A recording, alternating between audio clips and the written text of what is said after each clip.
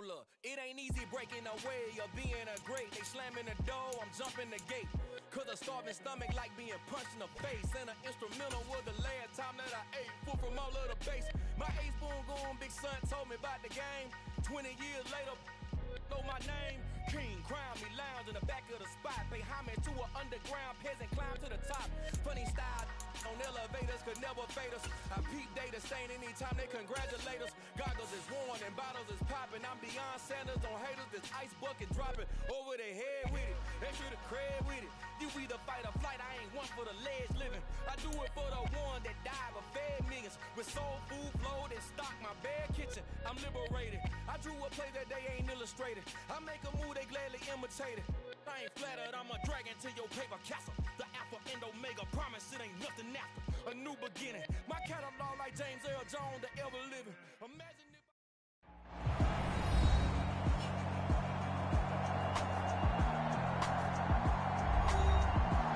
Welcome back to TIAA Bank Field on the shores of the St. Johns River in Jacksonville, Florida. We're in the first quarter of action, and it's the Steelers who have possession of the football. From the 34 now, here's 1st and 10. On the give, this is Harris. Taken down at the 30.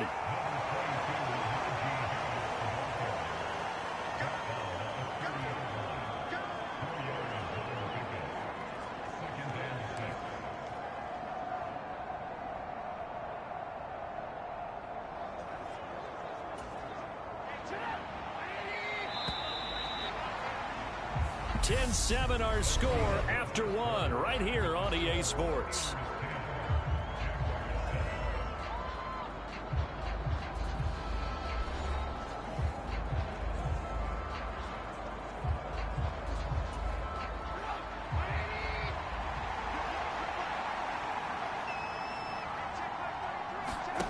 Off the play fake, here's Trubisky. And that is incomplete. A lot of force bearing down on him there. He could not hang on. It's 3rd down. They need to get this to the 24 on 3rd down. Now Trubisky.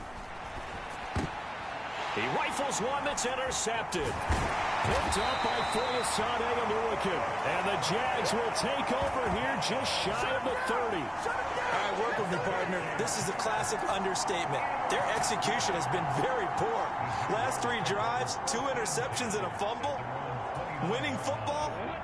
We're not seeing it right now. Lawrence bringing the Jaguars up, 1st and 10. Just shy of the 30. Throwing to start the drive, but that one incomplete. As we thought they might do here in week 2 of the preseason, they've left their starting quarterback out there for this 2nd quarter, but I would imagine we will not see him after halftime. Yeah, this is the time of year you've got to get your backup some reps and make sure you protect your starting quarterback. And he'll work this one up to about the 38. 45 yards rushing for him now in the ball game. I thought that was a good call. Passing situation on 2nd down. They hit him with the draw instead and pick up nice yardage. Yeah, because the draw, they're thinking pass when they see that initially defensively, right? Well, you know, in today's NFL, most of the time on 2nd and long, when it's a passing situation, pass rushers are on the field and they're only thinking one thing, get to the quarterback. And oftentimes you can bypass them with a running play. The Jaguars on 3rd down. They've hit 2 for 4 thus far. They need just a yard here. It's 3rd and 1. And he will have 1st down yardage as he's brought down at the 41. Give him 3 yards and a fresh set of downs. That's a tremendous group effort there, because when you talk about offensive lines, the best ones, talk about guys that play in harmony, in sync, and getting things done, and they did that on that play. Yeah, especially on 3rd and 1. Got to be in sync, and they were.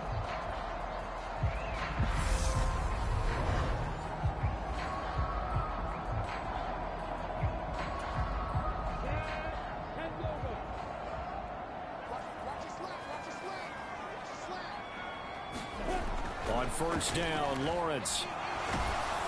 And he'll be hit as he releases it, and that'll fall incomplete.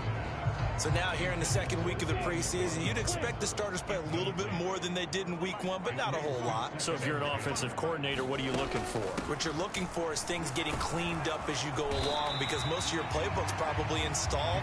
How well are they handling it? Easy in and out of the huddle, no mental mistakes? Are they starting to look like a good offensive football team? They are in need of 6 yards here if they hope to move the chains. On third down, here's Etienne. And he gets this one across midfield for the first down to the 46. And that gain of 9 buys them a new set of downs. I definitely like the play call. You don't expect it on 3rd and 5, 3rd and 6, do you? You expect a pass play. Had a little courage there to call the run, and boy, they were successful.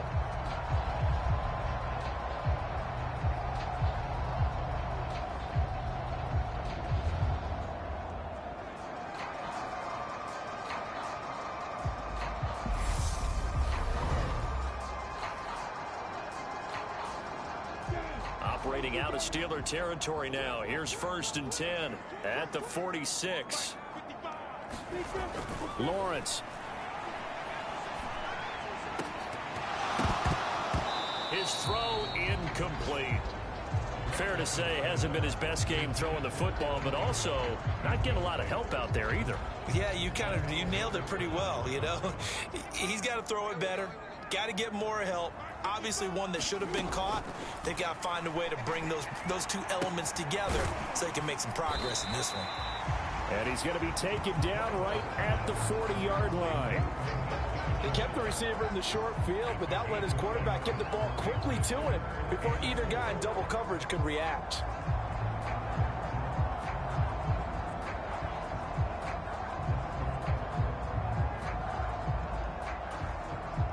This offense has converted 2 third downs on this drive already. This is 3rd and 4. And I don't think he got there, no. He's short by maybe a foot, maybe. Call it 4th and inches.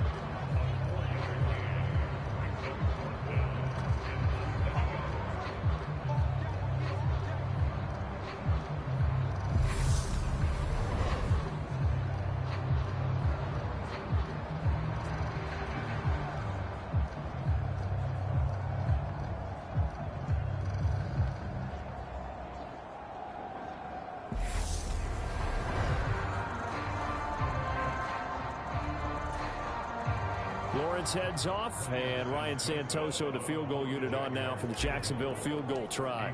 From the left hash, this from 53 yards out. And this is good. He got just enough to clear the crossbar as he drops it in from long distance. And that will knot us up at 10.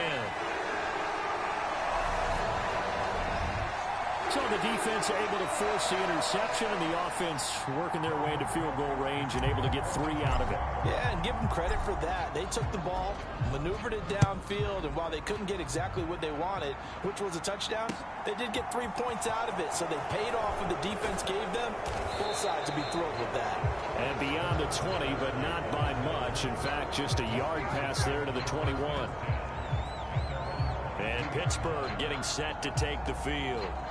As the offense comes out here, Charles, remember they threw the interception last time out, but they were moving the football down the field. Looked like they were going to have a sustained drive that ended in points, but then the pick ensued. And because of that, there's no way you can call the last drive a success. Yes, there are things to build on because they found some play calls that work.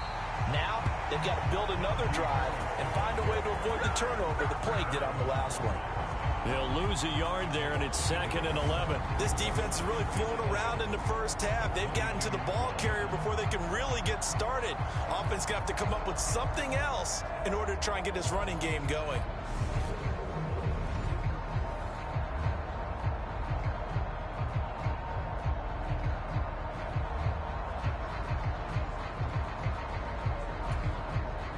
A loss of a yard there to start out. That leads to a 2nd and 11.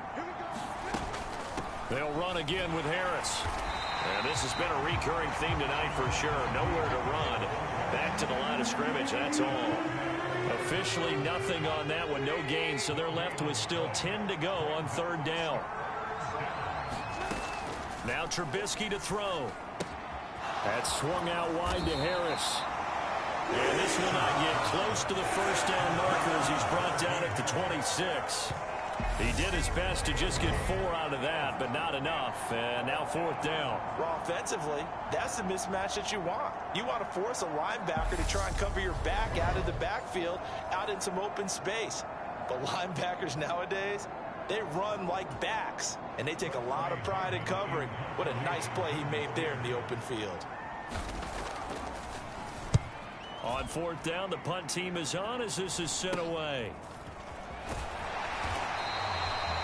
35 yards that time on the punt. And it will be 1st and 10 as they take over. Out comes the Jacksonville offense as they get set to take over here. Last time out, you remember their drive stalled, but thanks to their kicker, booted a long field goal to at least get them 3. Now here they'll try to do better and find the end zone. And in our experience, how much fun is it for coaches to know that they've got a kicker who can nail it from long distance?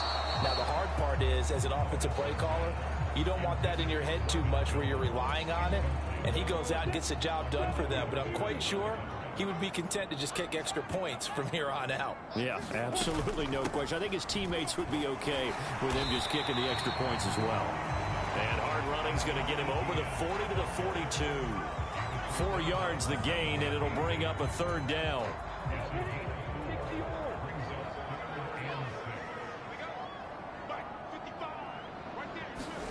Here's Lawrence. Steps away to his left. And he can't get rid of it. He's taken down. Cam Hayward, always a force, got back there for the sack. And this is a quarterback who's already had success on the ground in this first half, but this time they're able to hem him in. And it's always different when you rush a mobile quarterback as opposed to a guy you know will be right back in the pocket.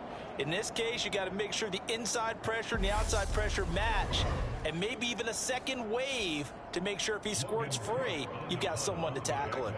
On 4th down, on is Logan Cook to punt. Oh, it's a wobbler here. And a fair catch called for and made just inside the 35-yard line. Officially, that'll be marked down as just a 28-yard punt. And the Steelers set to take the field. The crowd may be losing just a little bit of the edge after back-to-back punts. They want some big plays. They want to see some offense. They want to see somebody break away, whether it's through the air or on the ground. Now it'll be interesting to see where the patience is on both sides. Each head coach, can you hang in there and not try and force something that could put your team in some jeopardy? So the completion good for just 3, and that'll make it 2nd down. Got to give credit where it's due. Really nice defense on that play. The pitch and catch was successful, but not any run after it.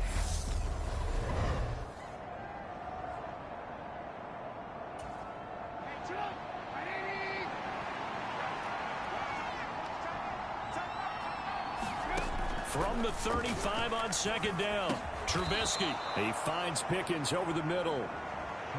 They'll wind up getting 7 on the play, and it'll leave them with 3rd and a full yard to go.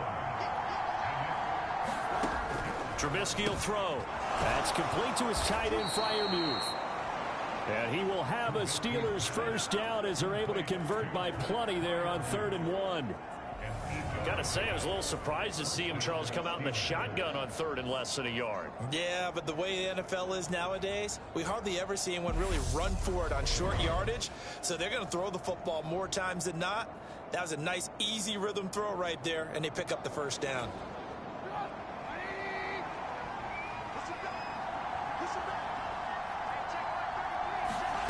On 1st down, Trubisky. Here's Freiermuth again. He's got room at the 30. And he goes down, but not before getting this inside the 25. The extra effort after the catch makes it good for a gain of 26 and also a 1st down. And now with that completion, he's north of 200 yards here in the first half. And he's going to break our statistician, Marvin, isn't he? Because Marvin right now is just tallying it up. Hope his hand doesn't hurt too much doing this or keeps hitting the calculator. But my goodness, what a start he is off to. By the end of this game, he could have monster numbers. He just wants to continue to be accurate. Looking to throw, Trubisky on 1st down. And he works his way past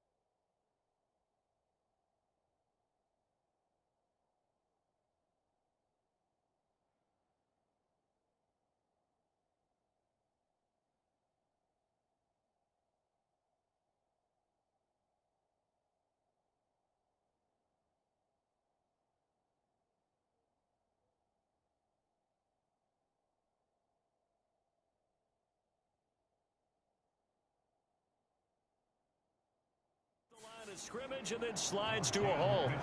I think the defense surprised him there with that blitz on first down, but give him credit. Stayed cool under pressure and still found a way through the extra rushers for positive yardage. Well done.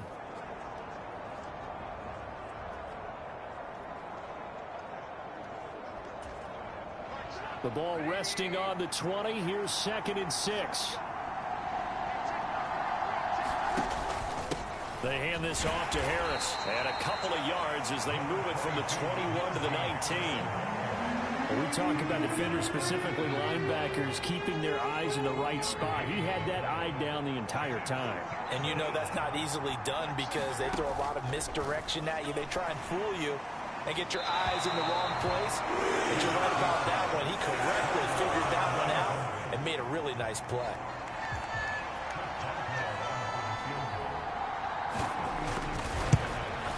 Boswell's kick is good. And they will take the lead at 13-10.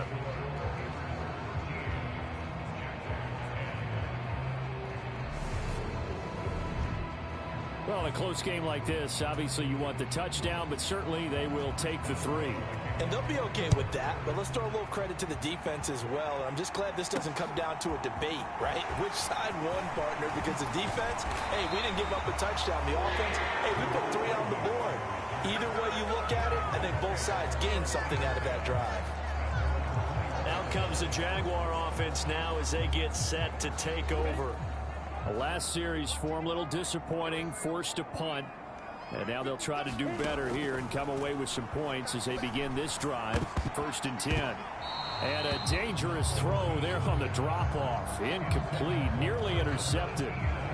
I would say it'd probably be a good idea for him to reintroduce himself to his receivers at the half because they're definitely on different wavelengths. But I also don't advocate waiting that long.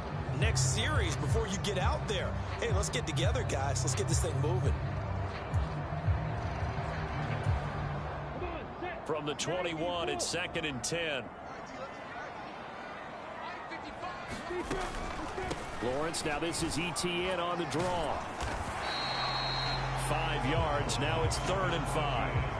He had to fight for every yard on that run. Shook himself free of a tackle and kept fighting, even with the rest of the defense closing in on him. That's the kind of effort you'll take every single time. Now Lawrence. And the pressure gets to Lawrence, and he'll go down. Larry Ogunjobi in for the sack. He continues, Charles, to be under constant pressure, and these sacks, they're starting to pile up. And if they want to have a realistic chance in this one, they've got to change their blocking assignments. They've got to do a better job to keep him upright. If he's going to be on the deck constantly, they've got no chance to win this game.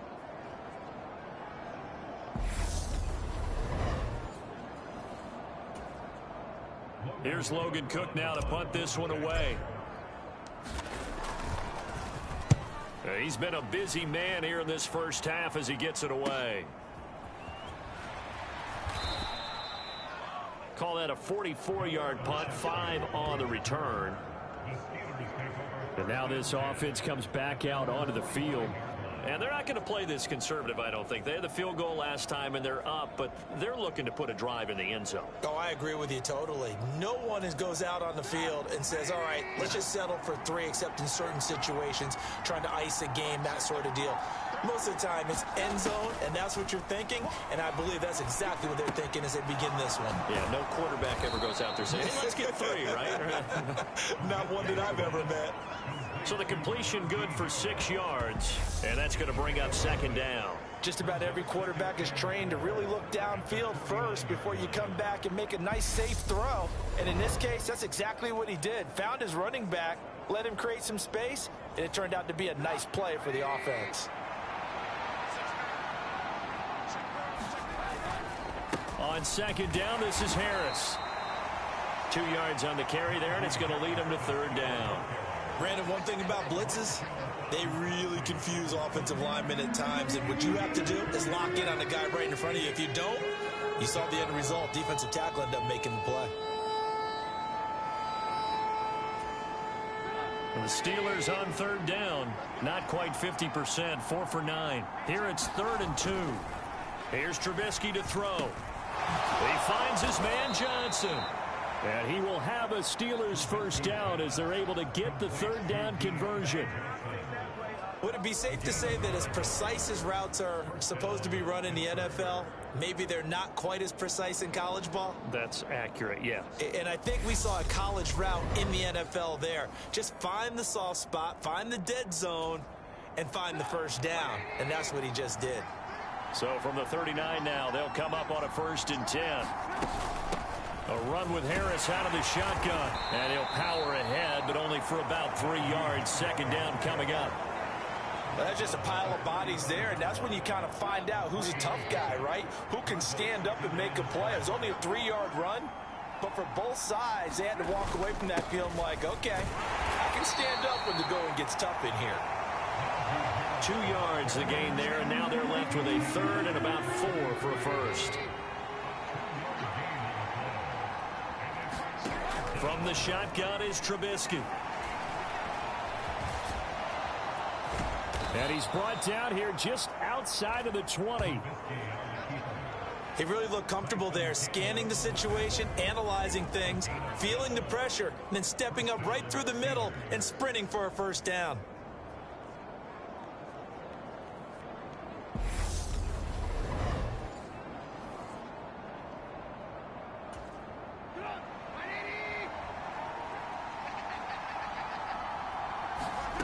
Now Trubisky on 1st down. Open man, that's the tight end Freiermuth. And they've got this down to about the 12-yard line. Now that's staying ahead of the chains. Really good pickup on 1st down, hitting the tight end there. Now it brings up a 2nd and manageable. Just found a hole in that zone. To throw again on 2nd down. Trubisky. And he's going to take it in for a Steeler touchdown. Mitchell Trubisky, a 12-yard touchdown run. And they are able to add on to their advantage. Not the first time on this drive we saw him take matters into his own hands, and this time he finishes things off with a touchdown run. You're not going to be happy with me, but I think he took matters into his own feet, didn't he? Oh, Davis from the top rope. I like it. Extra point now by Boswell.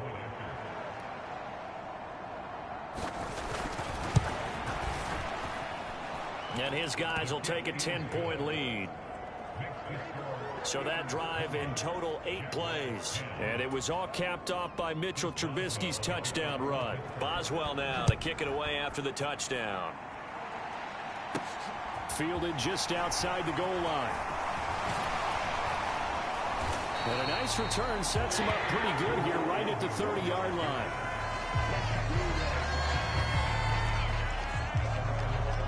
Jacksonville set to go again offensively. Over on the sideline, hoping to hit that reset button between possessions. Last time out, they had to punt it away. This time, hoping to finish this thing off in the end zone. Now ETN to start the drive. And he's got a good gain of 7 up to the 37. They'd love to just strike back with a touchdown right here, and if it's a long play, so be it. But the main goal, get a couple of first downs, run some plays, run some clock, allow their defense to get a chance to catch their breath, settle down, and relax a little bit after they just gave up a score.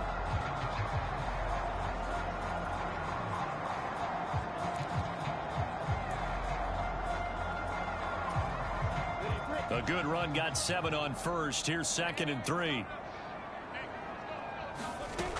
Now Lawrence to throw. Over the middle, and it's incomplete. To this point, I've been impressed with the work defensively. They have not allowed a lot of receivers to run free. And there's another example, another incompletion. On 3rd down, Robinson. 59 yards rushing on 12 carries for him now. We use the word relentless a lot with guys who are aggressive on the field.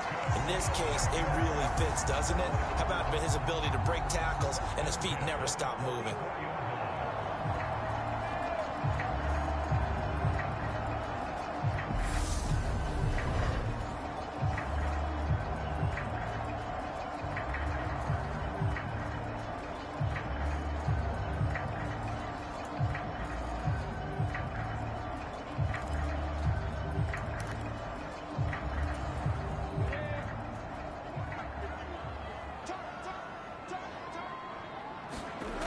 throwing now. Lawrence on first down.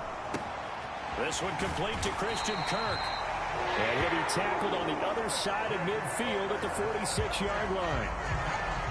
But one of the ways the quarterbacks keep all the receivers alive in a play, never lock in on any one guy. Make sure you keep your eyes moving, scan the field. And here he finds the open guy for a nice pickup.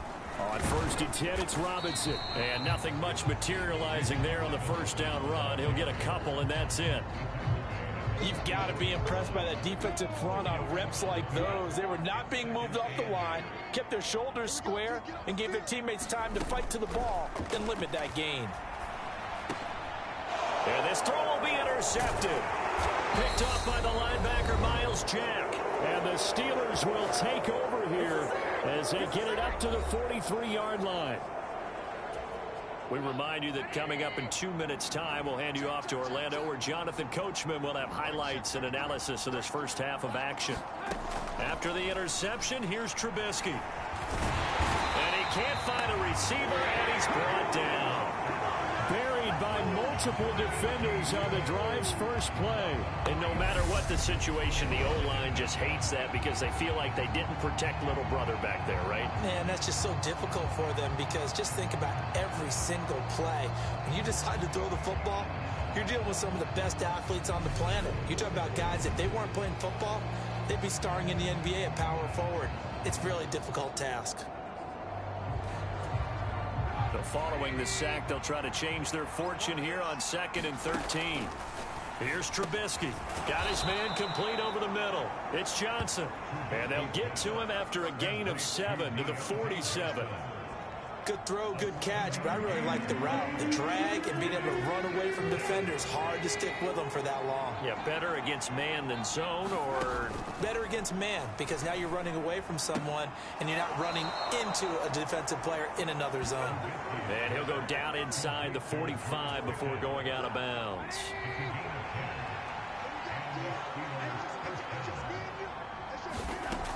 Now on first down, he'll drop to throw it. He's got the hook up to Miller.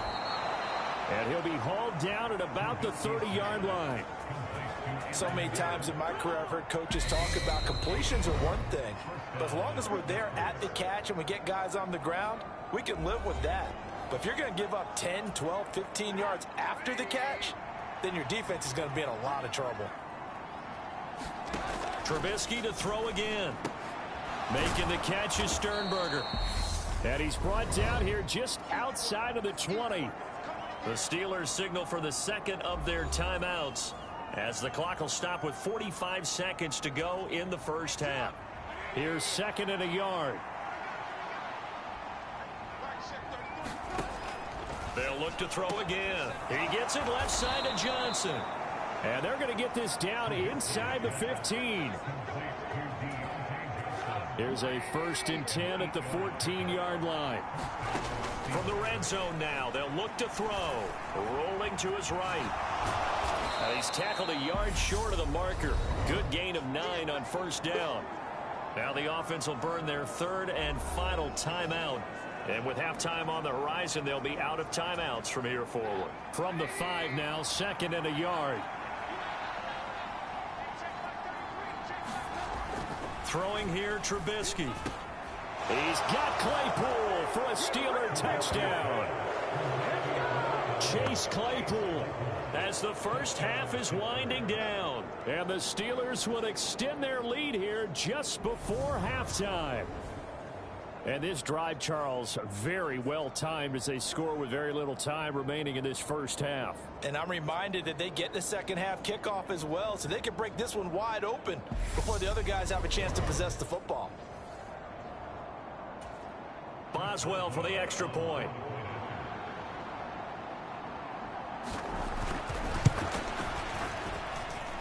And that'll make this a 3-score game as the lead moves to 17.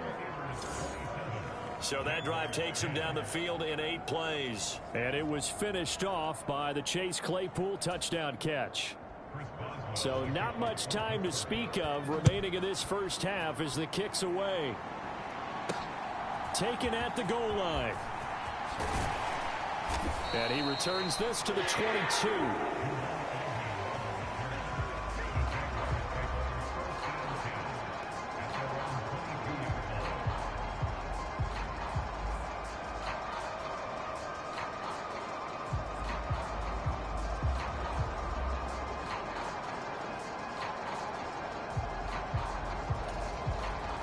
The Jacksonville offense set to begin their next drive. And with 8 seconds on the clock, really not a lot of time to try to put anything together. And he's going to lose yardage, not that it matters, as the final seconds tick away. Now whistles and a timeout with 3 seconds left in the first half.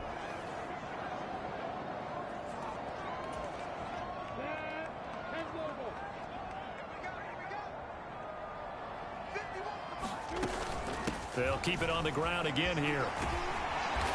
And he's going to be taken down here, as that will lead us to the end of the first half of play. So we've reached halftime here with the visiting Steelers out in front. As we send you a couple hours south of here to Orlando, that's where we check in with a coach and our EA Sports halftime report. Okay, Brandon, thank you very much. We'll get back to you and Charles in just a minute. Week 2 of the preseason is upon us. Each team now with just one more game after this one, and then we will get it all started as we normally do on the first Thursday after Labor Day. In our game, still a lot to keep an eye on. Guys battling, trying to make a ball club.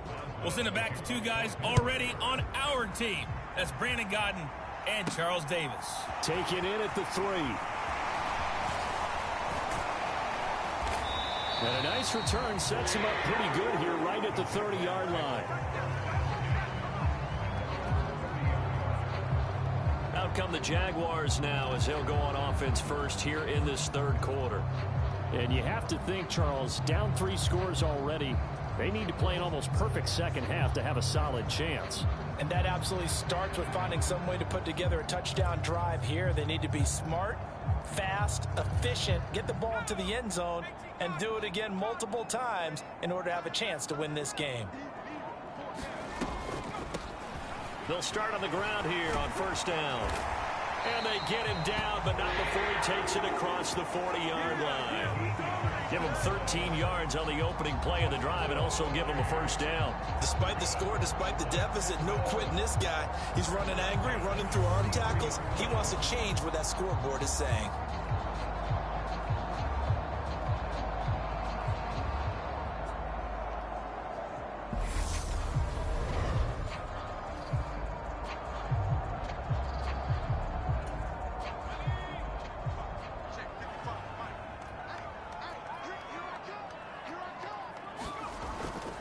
On 1st and 10, it's Etienne. And a good burst there gets him 7 up to midfield. So much of the game today, we're looking for hybrid players, guys who can do a combination of jobs. And anyone who plays a strong safety position, now more than ever, is a hybrid type player. Half defensive back that covers passes and half linebacker that makes tackles. We just saw the linebacker make that play. And he'll get it down to the 47 here. 4 yards the pickup, first down. It's nice every now and then in this game not to see people overthink it. Just hand it to the old reliable guy, let him pick up the first down. Another tote for Etienne. And they go backwards here, losing yardage back at the 48-yard line. Officially, it's a 1-yard loss. That's going to bring up 2nd and 11. You've got to figure the further they fall behind, the more you think that they'll get away from the run. They're trying to stick with it, but the results, they just aren't there.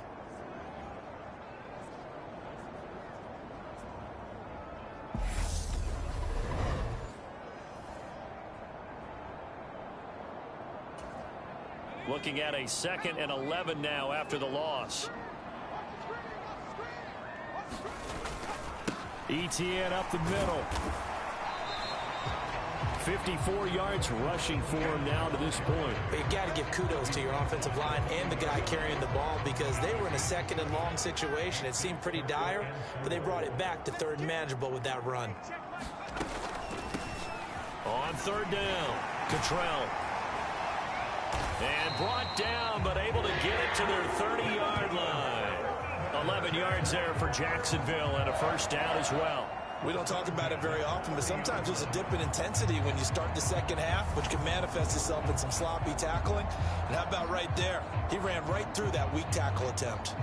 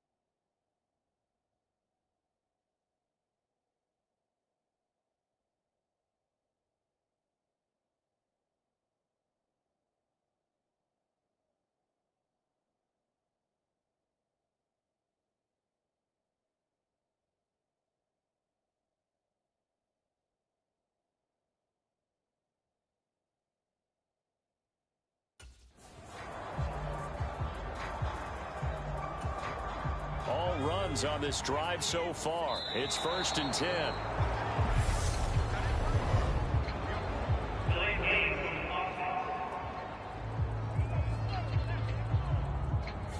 Well, everybody was up there ready at the line of scrimmage, CD, but no snap, and the delay of game ensued. Yeah, and I'm sure their head coach is asking the exact same thing. What's going on out there? Almost like they thought they had more time than actually was on the clock. The delay of game backs him up 5, 1st and 15. Back to throw Beathard. Dancing to his left. And that'll be knocked away. It's incomplete. I'm sure it was a tough halftime trying to figure out some strategy to get things going. Trailing by a lot when they went into the locker room. He's just trying every avenue to spark his team here to begin the 3rd quarter. Not a lot going on that play, though. It's a gain of 4, but they're still looking up here at a tough 3rd and 11. Not too many offenses want to turn down long drives, but when you're down what they are, they've got to pay it off with some points. 9th play of the drive coming up, and certainly not an easy one on 3rd and long. Here's Beathard to throw. That's going to be caught by Kirk.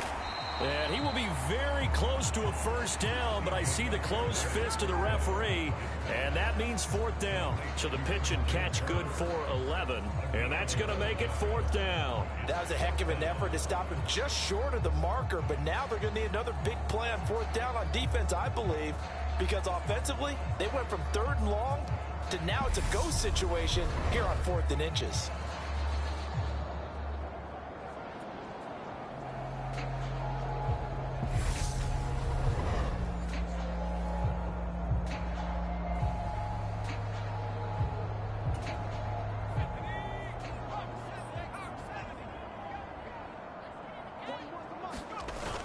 Giving to the big tight end on 4th. And he'll have the 1st down, getting this one to the 14-yard line. Well, we kind of looked at each other as they decided to go for it, but in the end, great execution, a 6-yard gain, and it all works out. On 1st down, Cottrell. And he's taken down at the 7 after a gain of 7. And when you get good yardage like that on 1st down, it really does a whole lot of good for your entire offense. But I love the way he's finishing those runs. At the end of things, he's making sure he gets just a little bit extra. On 2nd down, a run with Etienne. And the stop will come inside the 5 at the 4. It's a 3-yard pickup, and that sets up 1st and goal. So a decent deficit at this stage in the second half. 4-down territory? No doubt about it. There's not a chance that he hasn't looked ahead and said, okay, if we gain yardage on this play, this is what we'll do going forward. If we lose yardage, this is the play call that I'll have ready. Give him 2 yards on that one. 2nd and goal now. This is a critical sequence here for this offense. Things really haven't gone their way so far. This could be their chance to get back into it, but they've got to find a way to punch this ball in. Etienne. He is going nowhere in a hurry as he is going to lose yardage here in a big way. It'll be a loss of a full 3 yards there, and it also brings up 3rd down. That's a really alert defense there because they saw the heavy look come in from the offense, countered it with extra linebackers who brought a little bit of speed and heft, and able to really make a big-time play for their defense. Big play coming here. It's 3rd and goal.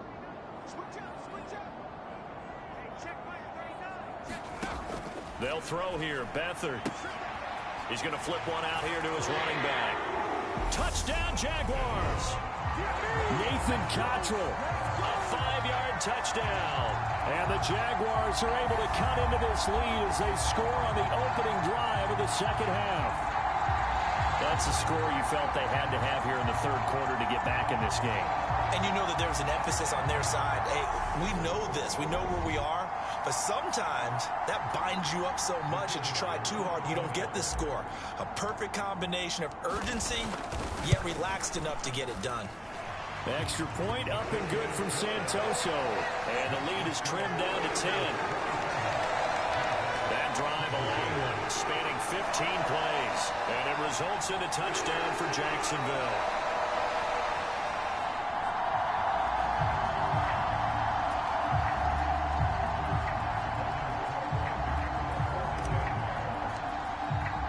After the touchdown, Cook now to kick this one away. This one fielded at the 5. And he'll take it up past the 25 to the 26-yard line.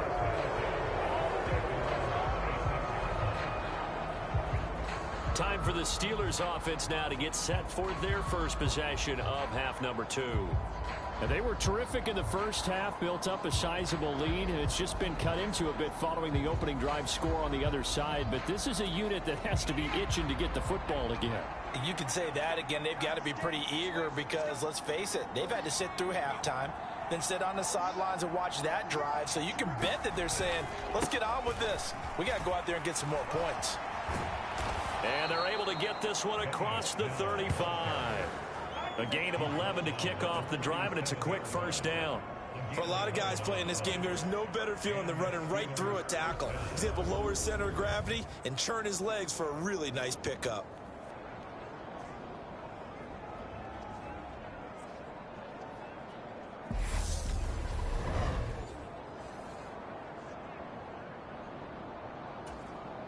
Line of scrimmage, the 37 on 1st and 10.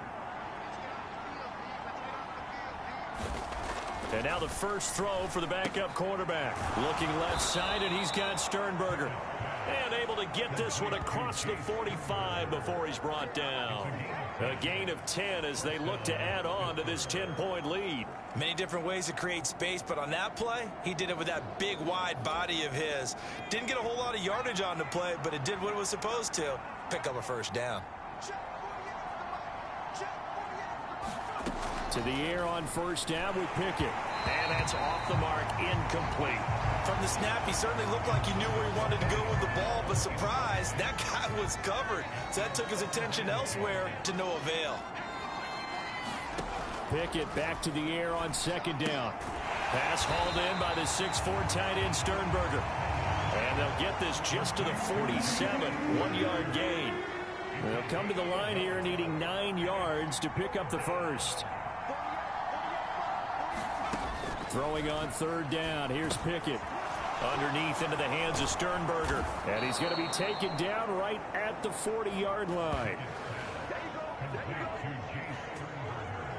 For a tight end, he's got good straight line speed, and on that route, he's often the guy that gets overlooked. Nice job there finding him in stride for really good yardage.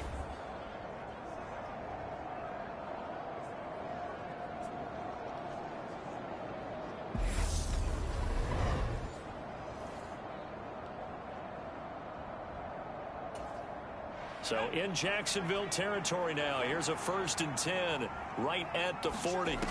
Pickett to throw on 1st down. And he's going to be sacked. They sack him back right at the midfield stripe. It looks like a loss of right around 11 there on 1st down to set him back on 2nd. Now that was a passer's nightmare. The front door totally shut down by the defense, so he kept going backwards, hoping to find another avenue of escape. It didn't exist.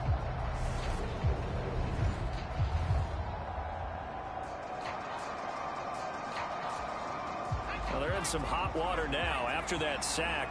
It's 2nd and 21. Draw play, and it's Snell. And he'll get it down on the play to the 37. Looks to me like maybe there's a little attrition setting in with this drive, because when you see that type of a run, I get the feeling the defense getting a little bit tired. And that's the last thing they need, especially when they look up at the scoreboard. Pickett. And he takes a shot on the release as this will be incomplete. Certainly appeared to take away his first read, and by the time he tried to look elsewhere and find an open target, the coverage was too good. That one falls incomplete.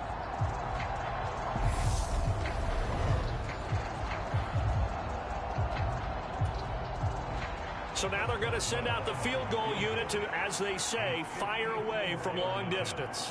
This from 54 yards away. He's got the distance, but it's no good. Wide to the right, and the lead will hold at 10.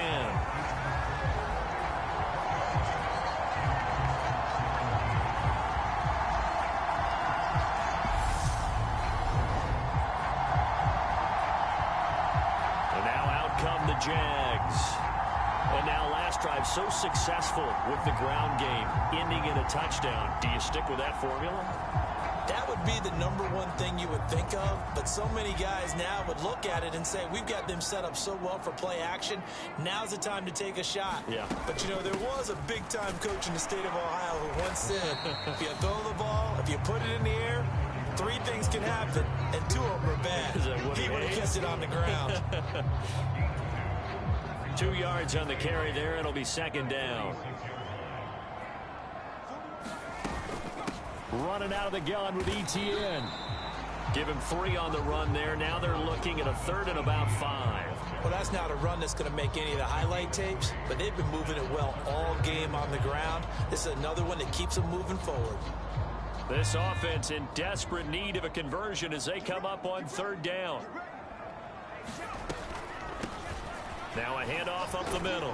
Cottrell, and he has the first down yardage before they bring him down right at the 45. Give him 6 yards, and they do convert on 3rd. On 3rd down, that's a good job of situational football and understanding where the first down marker was and getting there.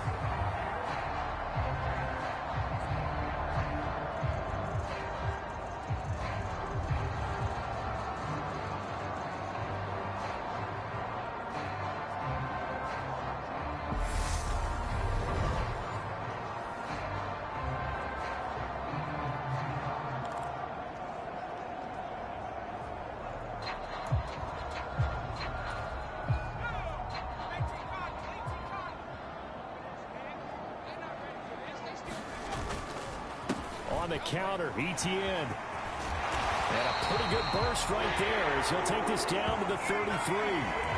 71 yards now for ETN, and he's got a first down. Correct me if I'm wrong, but I think they had 3 tight ends in on that set. And these guys are punching really well. I use boxing analogies a lot. A lot of coaches have told me that when you line up to run the football, it's 10 fist fights along the line of scrimmage, right? You've got to win your share. These 3 tight ends, they almost always win their fist fights. So they'll come up 1st and 10 now from the 33. ETN once more. 2 yards on the pickup there. It'll be 2nd and 8. This drive is pretty clear. Almost feels like old school fundamentals, doesn't it? Want to impose their will on the defense. What's that, 5 straight runs? Yeah, 5 straight carries to start this drive. And like you said, the way it's working, they may just stick with it.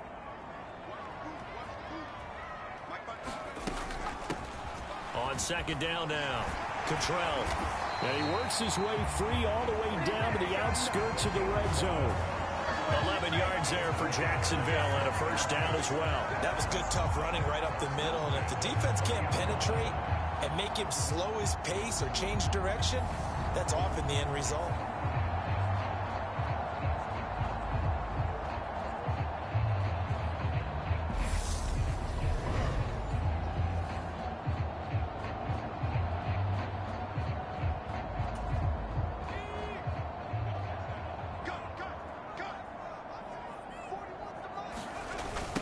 ETN on the toss right. And a couple of yards as they move it from the 21 to the 19.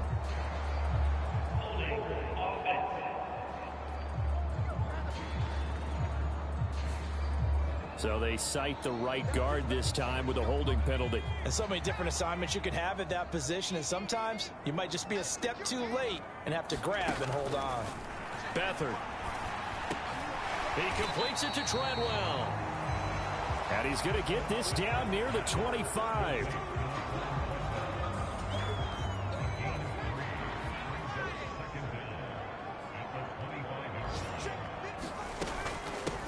On 2nd down, Cottrell.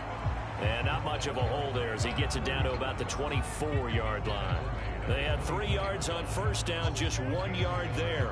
That run wasn't a big breaker, but I don't think the guys on offense mind very much. They've got a nice drive going, and they might just be luring the defense in a little bit. They could probably come back with a play action, maybe go over the top. But right now, on this drive, their playbook is open. 9th play of the drive coming up, and certainly not an easy one on 3rd and long. Now Beathard. And that is incomplete. The Steeler defense locked in, forcing an upcoming fourth down. And Ryan Santoso on now to try the field goal. He connected on his first, this from 41. Up and good for Santoso. And this is back down to a 7-point game.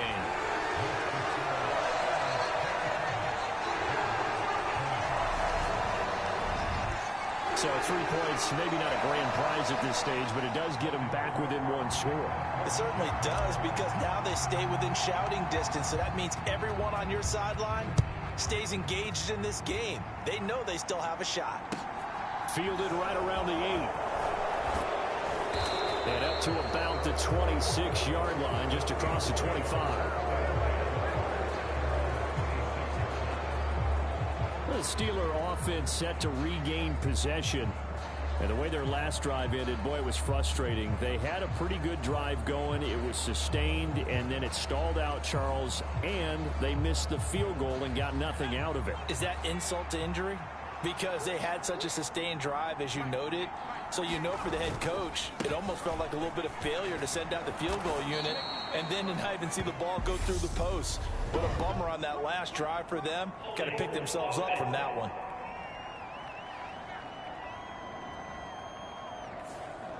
So that time they got the left guard with a hold. And let's face it, in today's ball, you might have that 330-pound guy you're supposed to clear out of there. You might need a little bit of extra help by grabbing the jersey and trying to ride him out.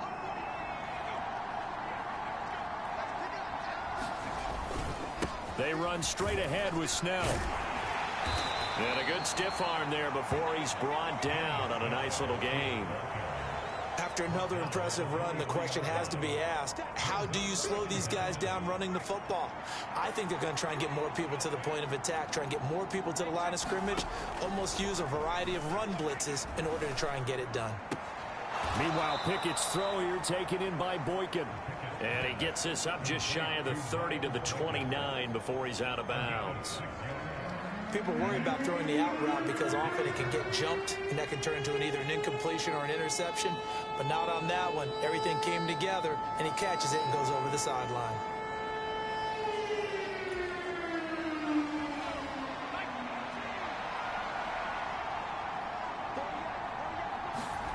Back to throw, Pickett. He'll get this complete to Calvin Austin. And he will have a Steelers first down as they're able to get the third down conversion. I'll tell you what, a lot of those mid-range throws have been available because sometimes teams get too concerned about the deep ball and they leave too much space in front of them. And these guys have been taking advantage so far.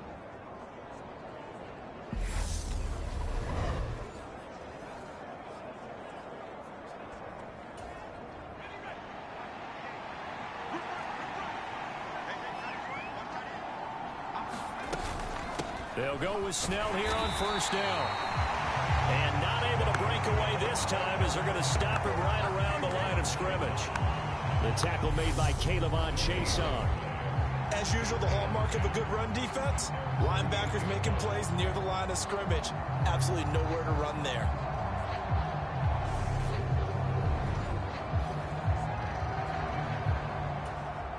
Third quarter of a tight football game as we come up on a 2nd and 10.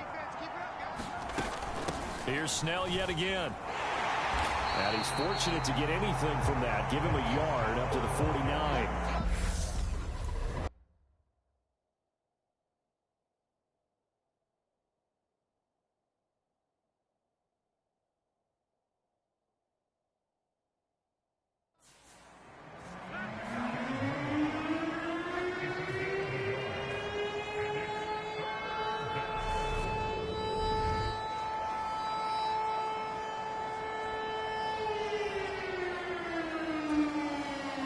Looks like we've got a dime set here defensively. 6 DBs in the game.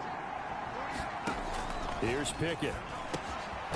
Finding his safety valve here. That's complete. And he's going to come up a few yards short.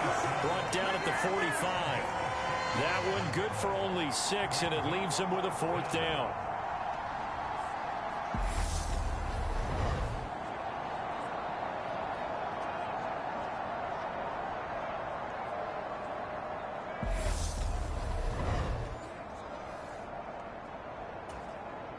The Steelers send out their punter now, as he'll punt it away for the second time.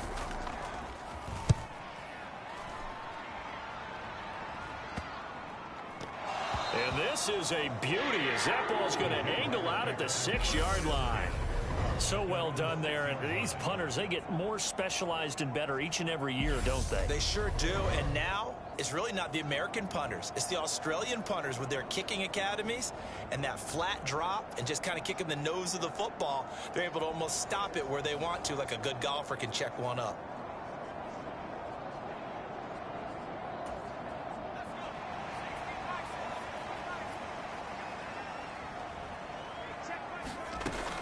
They'll start this drive out on the ground. And he'll go down for a loss inside his own 5 at the 4. Now that sends him 2 yards in the wrong direction and leads to second down. Moving backwards on first down, never a good thing. What does that do for the mindset on second down? Well, it changes your play call, definitely, because as a play call, you're advancing yourself thinking, okay, we're going to get a gain here. Now you've got to go back in reverse, come up with something to pick up not just the yardage lost, but gain a few extra. So the completion results there in 9 yards. And now we've got a 3rd and 3. 3 quarters in the books. You're watching preseason football on EA Sports.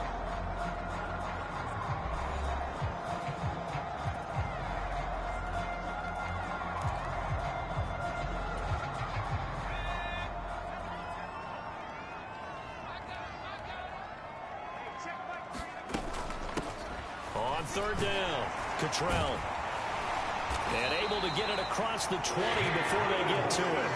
10 yards there, good enough for a Jags first down. Although his reputation as a speedy runner precedes him, it's always fun to watch him work. It is eye-opening, isn't it? Because when you see him get the ball and just go, in addition to that speed, it helps out his blockers. They don't have to hold blocks for long because he's just going to speed right past them.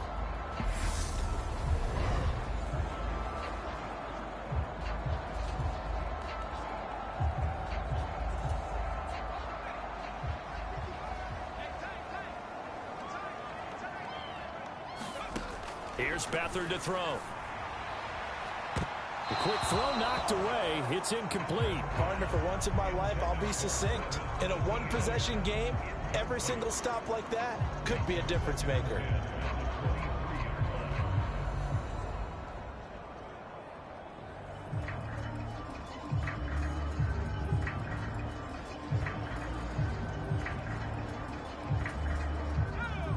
Once again, they'll go from the 23-yard line on 2nd and 10. Straight ahead, Etienne. And he'll manage only a couple here up to the 25. In order to play really good run defense when you're playing a 3-4, those 3 guys up front, the nose tackle and the guys they call the defensive ends, they're usually big, big people because they're going to have to eat up a lot of blockers because it's usually 5 on 3. And when they do their job well, guys who play on the inside, those inside linebackers, they're able to just roam and hit. 10 yards there, good enough for a Jags first down. Brandon, unfortunately, I've been here before. They've had 2 opportunities to stop them, so this is demoralizing. They haven't gotten it done. Now you're calling all your blitzes, all your attack defenses, but you're not worried about playing your normal position. You're going to take chances now. Well, you said it. 2 third down opportunities to get off the field. Couldn't do it, and the clock continues to roll.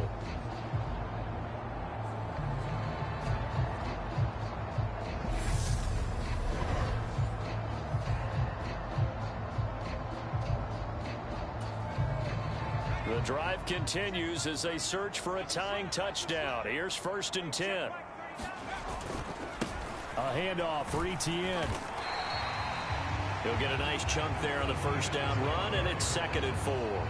From the lineman to the guy running with it, that was a well-executed first down by the offense. With 2 shots left to get the first, you can get a little aggressive here on 2nd down if you want and try for some bigger yardage. And not much there at all. Maybe a yard up to the 43. So 2 of 2 on 3rd down conversions on this drive, and now they face a 3rd and 3 here. They'll run with Etienne. And he's got the first down yardage there as he takes it just across midfield. 9 yards on the pickup there, and it keeps the drive alive. Another carry for their leader and a good one. It's crunch time. They'll need him to continue to be productive in both the run and passing game in order for them to try and snatch a victory.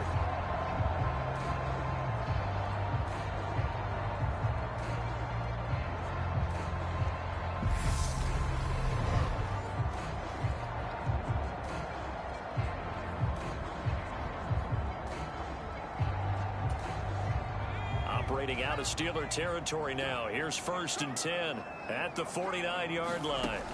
To throw is Beathard. This is caught. It's Kirk. And he is out of bounds inside the 35. 16 yards that time on the pickup for the Jags and a 1st down. I like the design that we're seeing right there. This is what they need. Down by a touchdown here in the 4th. They just need to keep working their way downfield. And when they see openings, take their shots.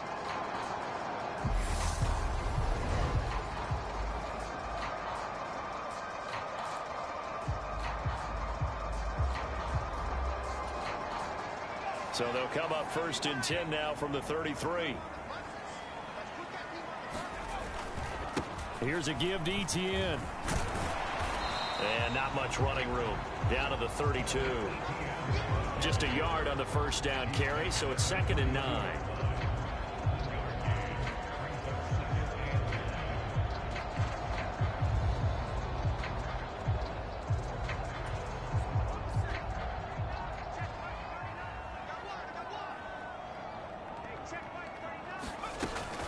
And they'll go again with Etienne. And he'll be brought down at the 27-yard line. I think we can safely say that those types of plays are the backbone of this offense. We know not every run's going to be a big hitter, but you know they'll take that type of result on each and every attempt. On 3rd down, Cottrell. And this effort won't be enough as they rally up to stop him a couple of yards short. 3 yards won't be enough here as that'll bring up 4th down. But forget knowing where the 1st down line was. This defense created their own line of scrimmage. They won every battle up front, and a lot of times that is one-on-one. And if you win your one-on-ones enough times, your defense is going to be pretty good. They had more people to the football and snuffed out the play.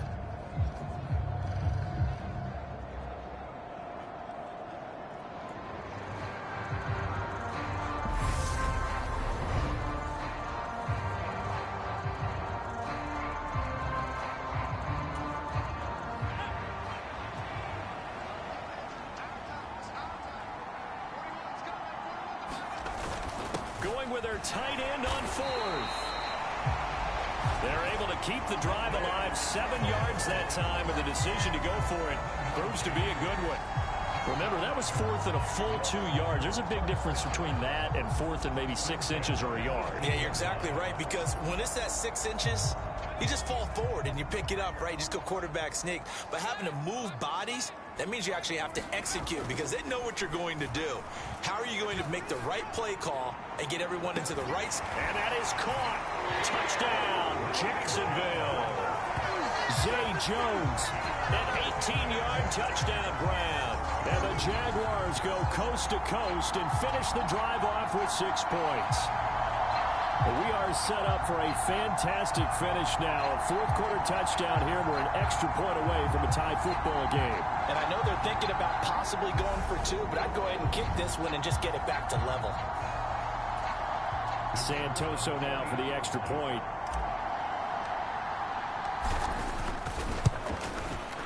And no sweat. He puts it through, and we are tied here in the 4th. That drive, a long one, spanning 15 plays, and it culminates in a Jags touchdown.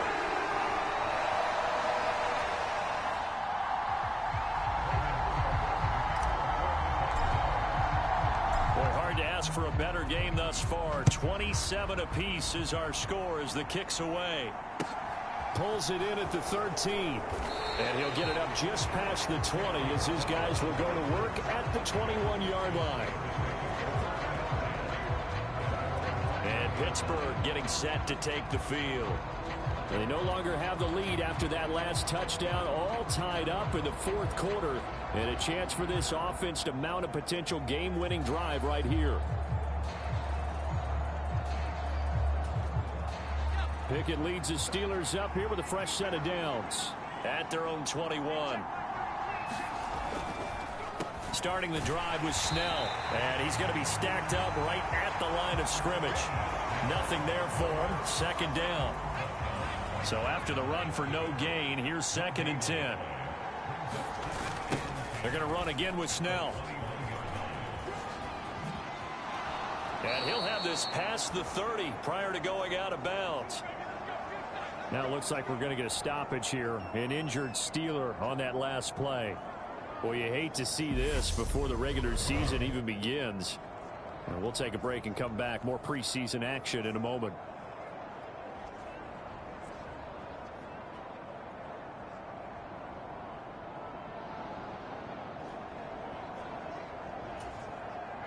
So signs of life in what's been a dormant offense in this second half. Here's 1st and 10. Pickett now on 1st down. Open man here is Gentry. And they're going to get this up to midfield. You don't always expect tight ends to be big in terms of run after the catch, but after that play, he joins a growing band of players that's putting that stereotype right on its ear.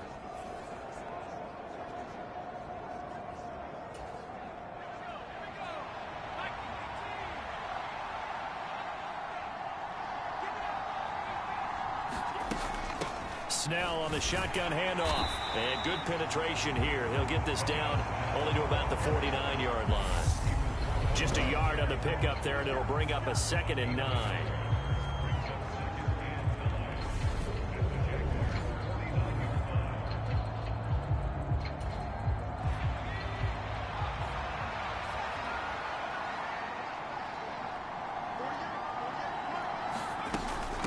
On the handoff, it's Snell. And they'll get this just to the 47. 1-yard gain. A field goal from this spot likely out of the question. They've got to get closer here on 3rd down. Pickett back to throw. Underneath into the hands of Sternberger. And he's out of bounds as he gets this down to the 45. So just 3 yards on the completion there. And it'll be 4th down. So they're forced to punt on 4th as this one's away. And no return here. Where will they spot it? They say just outside the 20-yard line. And out now comes Jacksonville as they get ready to go. Excellent job by their defense to force the punt and provide them with this opportunity, all tied in the 4th quarter.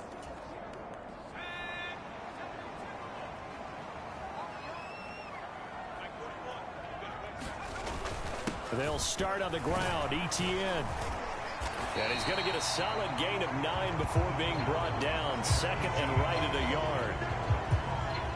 First play of the drive. Let's give credit all around. Excellent blocking. But the guy carrying the ball, he was the finisher. A really nice run. On 2nd down, Etienne once more. And he'll get it up to the 33-yard line. 2 yards on the pickup, and that's all they needed to move the sticks. 2nd and 1 is often an invitation to take the big shot downfield. I bet the offensive linemen said, are you kidding? We just get on our backs, and let's go get the 1st down. They love being physical. Now he dumps this off over the middle, and he'll get up to the 43-yard line. And we see another pitch and catch there to the running back. This position just continues to evolve. They become just as critical to the passing attack as a lot of receivers, tight ends, because their ability to make people miss in the open field can really generate big plays for an offense. And he'll get up near the 45. They'll spot it at the 44. Only a gain of a yard, but that's all they needed.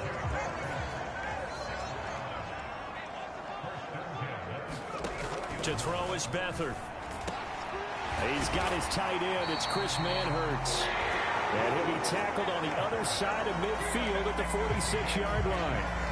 And the tight end is certainly a position built to move the chains because they can control space underneath. If they've got good hands, then, of course, they're a dynamic target. But one other thing is they're right in the sight lines of a quarterback on just about every play. And that makes it easier for the quarterback to pick him out and deliver. And the tackle going to be made at the 38. Simple drag route here, lined up out left and tried to work his way back across the field. You probably saw me twitch there, partner, because I think he wanted the ball a little bit sooner.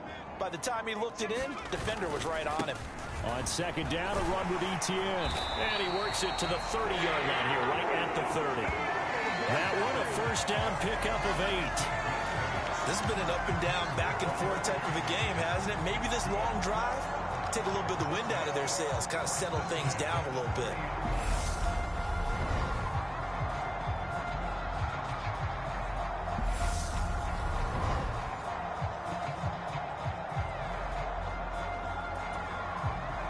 So first and 10 now from the 30.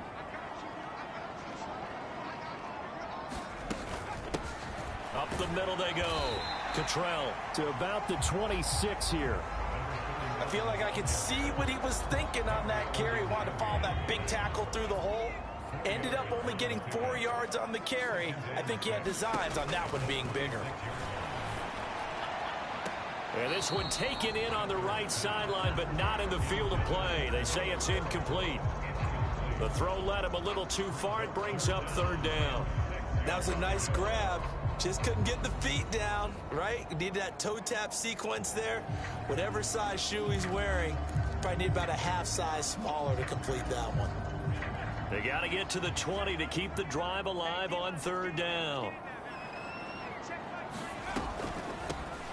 Now a handoff up the middle. Cottrell. What a great effort there. He's going to get this inside the 15, and they'll spot it at the 13-yard line. Nice run. That one good for a gain of 13 for Jacksonville and a first down. This has been a good drive so far, and it's been the running game for the most part that's powered them down there. Another nice burst there, picking up a first down. Now it's first and 10, as you said, in the red zone. First and 10, and they've got 3 tight ends out there. A jumbo package look. A shotgun snap and a give to Etienne. And maybe a measure of revenge there. He's had his way in this one, but this time they get him behind the line. 2 yards the loss, second and 12. Well, that was one of the few times they've been able to contain him thus far. He's over 100 yards for the game, but he lost a bit off his total on that carry.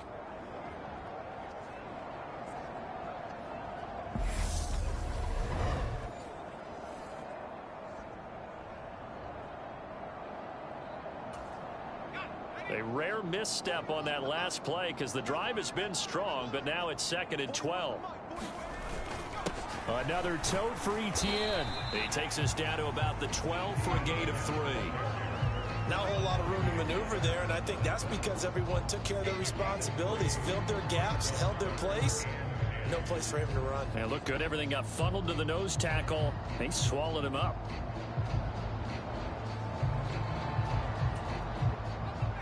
And Pittsburgh with 6 defensive backs in the game here on third down. Back to throw here. Got a man, and he hits him in stride. And the Jags are going to have first and goal as they try to finish off this drive with 6 points. Did you see that route the way that I did? I thought he was trying to get Yeah, that wasn't the first option. No, it came off of that guy, the deep guy, and came underneath on the drag, completed it very well.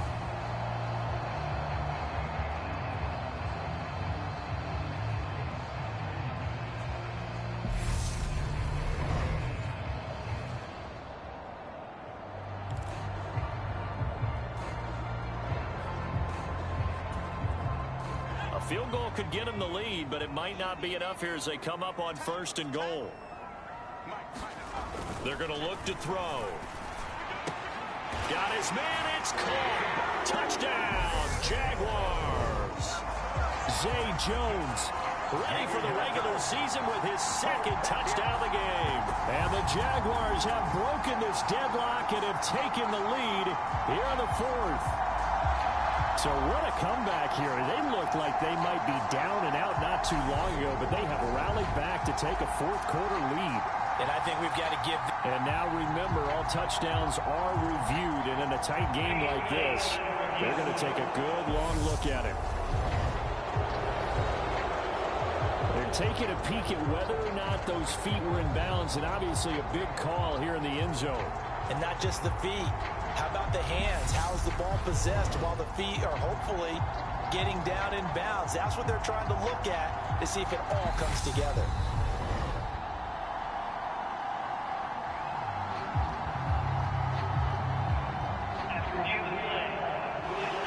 So they called it a touchdown originally, and this will stay a touchdown after the video review, so they had it right. Extra point up and good from Santoso. And they will take a 7-point lead.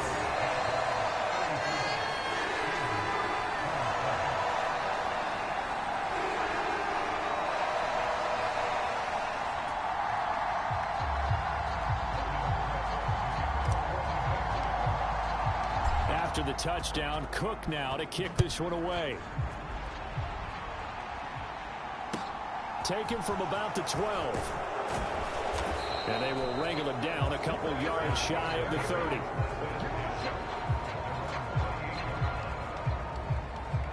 Pittsburgh offense making their way back out. And now they'll look to answer working from behind. And remember, this offense has sputtered yet to score here in the second half. They'll need to change that here. Pickett leads his Steelers up here with a fresh set of downs at their own 28-yard line. They'll run with Snell to begin the drive. And they take him down, losing yardage back at the 27. He'll lose a yard there, and it's 2nd and 11.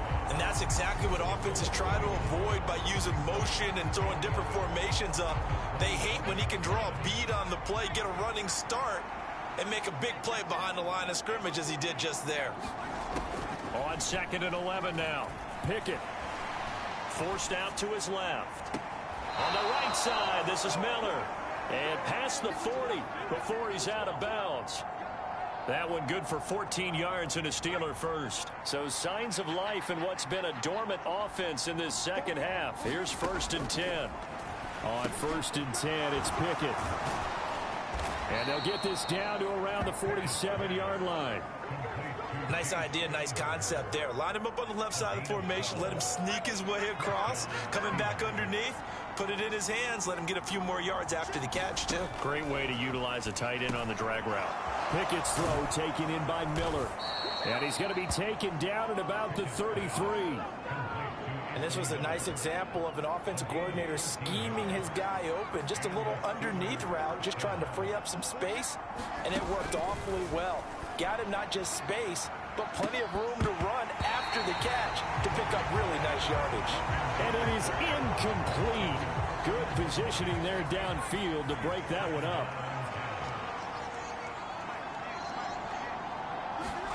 Pickett, he's going to throw it again. He'll drop it underneath here to Snell. And he'll be marked out right at the 20-yard line. The passing game in rhythm right now for Pittsburgh. There's another first down. 4th quarter, down to the final 2 minutes, and we've got a one-score game. So the Steelers with the football as we get you reset. They come up on a 1st and 10, desperately needing a score here on what could be their final drive. Pickett to throw. And the timing a bit off that time as that one falls to the ground. Limited time left on the clock after that incompletion, so I think both sides are going to savor every second to prepare before the next snap. Because once the ball's in motion, it may be a nonstop push to finish this drive off. Everyone better be on the same page right now, because I think... On a bad time late for a poor throw, it's intercepted. It's Devin Lloyd with a pick. And the Jaguars are going to take possession of the football. He's a high draft pick, so maybe a bit of a mulligan, but you never want to throw a preseason interception, especially as a rookie. No, but this is the time to do it, right? Let's get the kinks out. He's still got to learn how to read coverages, still has to learn the entire offense, has to see how he fits with the players around him. But bottom line is what you said right in the beginning. He's a high draft pick. They want him on the field sooner rather than later, so let's keep giving him some reps and seeing what they have. Now the Steelers use the first of their 3 timeouts as they'll talk things over prior to this upcoming 2nd down play. Now remember, no overtime here in preseason. This offense hoping that's a moot issue as they try to finish this one off. On second down, ETN once more. A pickup of about 3 yards as he's taken down at the 31. Now a second timeout called for by the defense, as they'll head to the sideline and talk over what to do next. The 25-yard line is what they need here. This is third down. Up the middle they go. Cottrell. And he's going to get the first down here as he's taken down at the 22. Now the defense will burn their third and final timeout. And they'll be disappointed to have to burn one there after giving up the first down. And they'll indeed take a knee.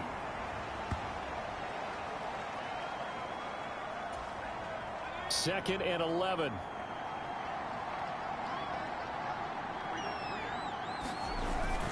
ETN up the middle. The second down play, not much better than the first, just a gain of 1 there. And now the question everyone's wondering, look at the clock, late fourth quarter, do they put the ball in the air here on third? I don't. I run the football, and I tell my offensive line, no leakage up front. I don't want my running back hit as I hand the ball off to him. I don't want any type of an issue. But if I am going to throw it, quick throw, out to the perimeter, maybe one of my best receivers running a quick slant or something like that.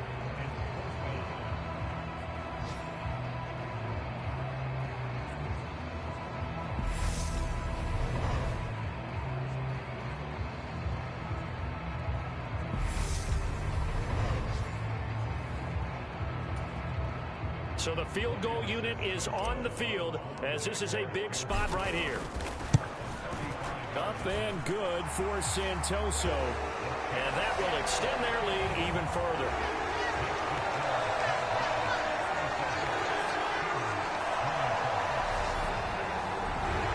So barring something extraordinary here in the closing stages, that field goal should just about put this one on ice. Yeah, well, we've got to find 2 scores. So, we're not going to exactly move it over there yet.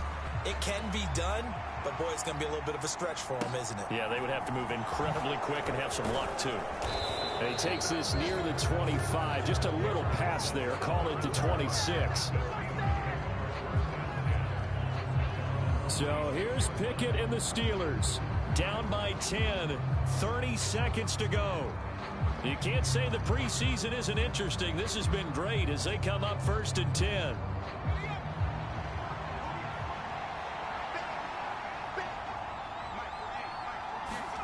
Now Pickett. Throwing for his running back, and he's got it complete. And not much happening there. He's taken down, but a late penalty flag in the backfield. Now, this looks like a roughing call. But Charles, they're trying to protect this lead late. Those are the types of mistakes they could afford to go without. About the last thing you want to give them is help in completing a comeback, which is exactly what that penalty does. Meanwhile, Pickett's throw brought in by Austin.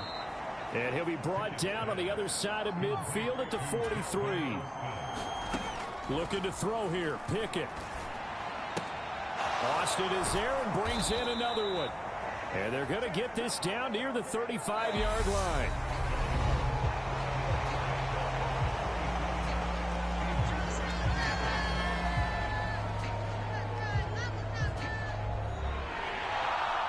Well, somebody lit a fire under that offense during the break, Charles. Remember, they trailed at intermission. They come out, they have the big second half, and that lifts them to the victory.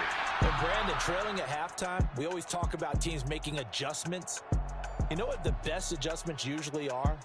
It's just executing better. Because the game plan you put in place at the beginning of the week often still holds. You don't have to make wholesale changes. You just have to do it a little bit better, a little cleaner. And they did that in the second half, and that led them to victory. So that'll just about do it for Charles Davis. I'm Brandon Gaudin. You've been watching the NFL on EA Sports. For more, log on to easports.com. The Jaguars are winners here as we say so long from Jacksonville.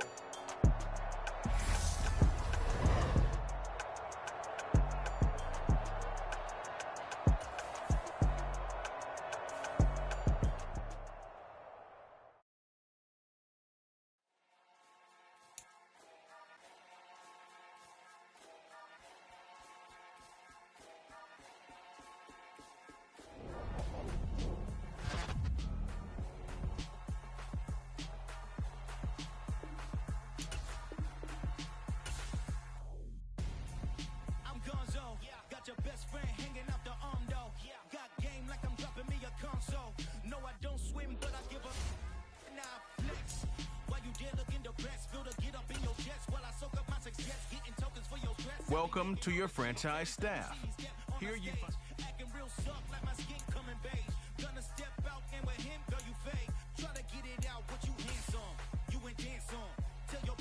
staff points when you have to see what some talent trees make you select a path to. She went and did the same thing. I'm really mad, but she won't know. Everything has gotta be cool when we living so cold. Feel it in your bones. You ain't gonna feel it till I'm gone. Caught up in your feelings, now you froze. And everything around you getting cold. Your chillers in my bones. Caught up in my feelings, now I'm froze. I don't really feel it till you gone. And everything around me getting. I'm gonzo. Headed where the homie live, cause it's on though. I was chasing 3 women like I'm Mojo Jojo. So my girl got mad and she my bro. Monica, you're wrong though. That's against a bro code. Headed to his home though. No, we living solo. Vertebrae. I just broke into his place. It's shit in space, yeah. From then I say it's evidence. You entertain my loyalty to infiltrate. The only woman that I claim to risk your life to get some strange. All my anger is your pain. You didn't know that I'm a saint. Now we'll blow your up. Then I again. Cold. Feel it in your bones. You ain't gonna feel it till I'm gone. Caught up in your feelings, now you froze. And everything around you getting cold. The chillers in my bones. Caught up in my feelings, now I'm froze. I don't really feel it till you gone. And everything around me getting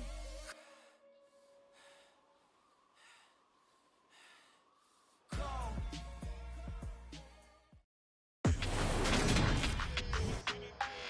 Today, from Mercedes-Benz Stadium in Atlanta, Georgia, it's a special Saturday edition of the NFL on EA Sports.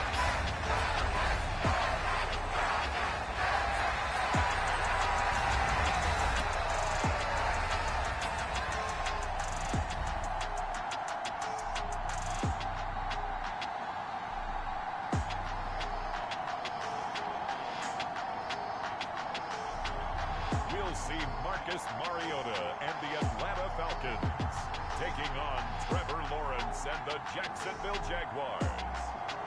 EA Sports coverage of the National Football League is on the air.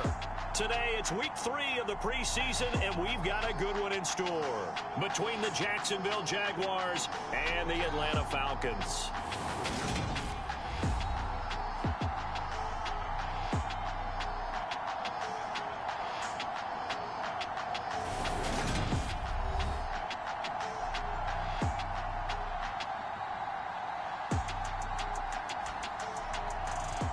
Brandon Gaudin and Charles Davis with you, and now we sit, CD, at week 3 of the preseason, and this is the one that the coaches probably think is pretty valuable, right? Certainly. This is the dress rehearsal. This is the one where your starters are going to play.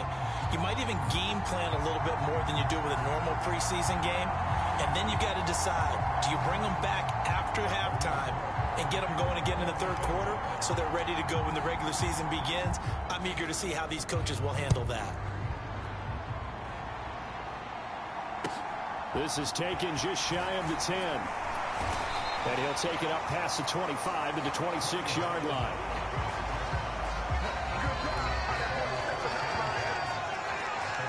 Well, the Falcons now get to stretch their wings on offense here, and at quarterback for them is a former 2nd overall pick who spent 4 seasons as a starter in Tennessee, Marcus Mariota.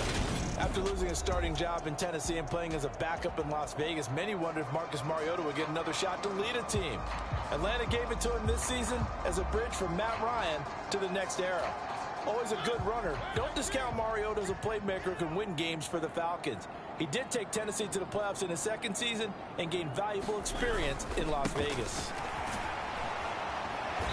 And not a whole lot there, maybe a yard to the 27. No doubt about it. A really nice job there by the defense, not allowing him to get to the perimeter. But that means your defensive ends, your outside linebackers, the guys that you pay big money to sack the quarterback, they also have to have interest in the running game as well. And they did a nice job there holding the point of attack and not giving ground. And he'll be out of bounds, but able to get it up past the 45.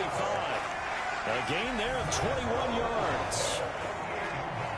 Well, that certainly has to feel good. And it's not all the time that the play caller should get all the credit. Sometimes I think in the huddle, the quarterback just says, hey, who's going to make a play for me? I just need something right here. And the end result there, nice first down. Drive keeps moving. On 1st and 10, here's Mariota. And that is incomplete. He couldn't hold on through the contact. Brings up 2nd down. Not a great start dropping his first target, but let's face it, it won't be his last chance because he'll get opportunities to make up for that one throughout this game. An incomplete pass on 1st down. That leads to a 2nd and 10. Mariota to throw it. Flush to his right. And they're able to work this across midfield to the 48. That's an early scramble that can be viewed positively by either side. From the offensive point of view, it begins to establish him as a possibility to keep it on certain plays. And defensively, they avoided giving up a huge play with one of their first tests in containing a quarterback on the run. And the tackle going to be made at the 38.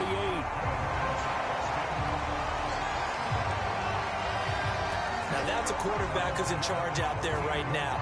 Wants to throw the ball on 3rd down, doesn't find anyone open, tucks it away, takes off, and picks up the first down. Not by a little, but by plenty.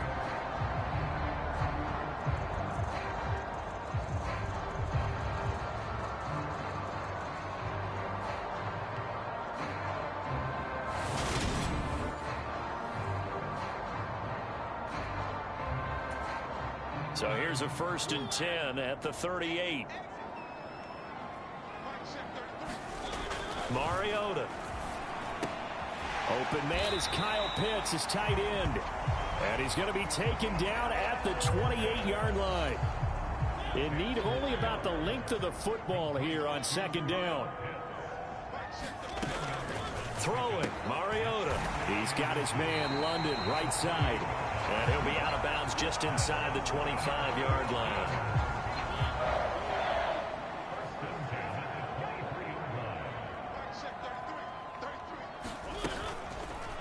They run the option here on 1st and 10. And he will lose yardage and be backed up to the 24. Officially, it's a 1-yard loss. That's going to bring up 2nd and 11. Well, he'd had success earlier in the drive keeping it himself. Not here, though. And sometimes when you have that kind of success, you can fall in love with the option a little bit too much and not give the defense credit for making adjustments themselves. And that play starts to lose its effectiveness.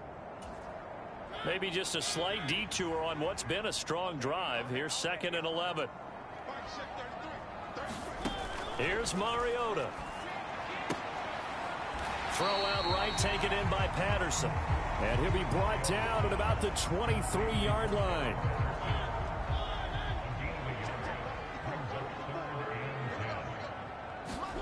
On 3rd down, Mariota. Another completion right back to Patterson. Touchdown, Falcons. Cordero Patterson. 23 yards for the touchdown. And the Falcons will jump on top with the game's first score here this afternoon. A long opening drive, but a very successful opening drive. We call that methodical, I guess, when it takes that many plays. Methodical and almost like a boxing match where you're hitting them with body blows. They can withstand them here. Look, they gave up the touchdown, but you don't feel like a knockout is there. But they keep doing that in the 4th quarter. That's when the knockout occurs. And it becomes tough for that defense if they're on the field that long. We'll see if they can continue that in future drives.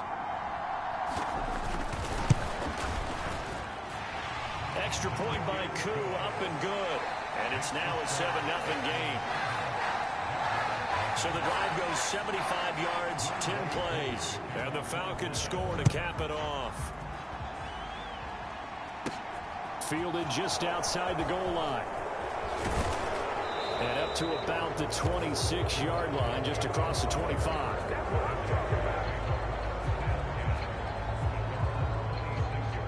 Jacksonville's offense trots out here for the first time, and all eyes go right to number 16. Now in his 2nd season as the team's face of the franchise, Trevor Lawrence. For everyone who expected the highly touted Trevor Lawrence to champion the Jaguars to instant success last season, well, they got a little bit of a reality check. Despite the struggles, though, he still took on a major leadership role within the locker room and among the team. He also flashed some of his considerable potential on the field, particularly in a defiant Week 18 win over Indianapolis that knocked the Colts out of the playoffs. Malik McDowell there to make the tackle. Well, it's time for them to be good teammates right here. And what I mean by that is possess the ball for a little while. Get at least 2 first downs. Give their defense a chance to settle down a little bit after they give up a touchdown. That one, a first down pickup of 8. Now, that's the way to do it. Hand it to someone with vision and good footwork, and add in a little bit of power, and you find a way to pick up first downs.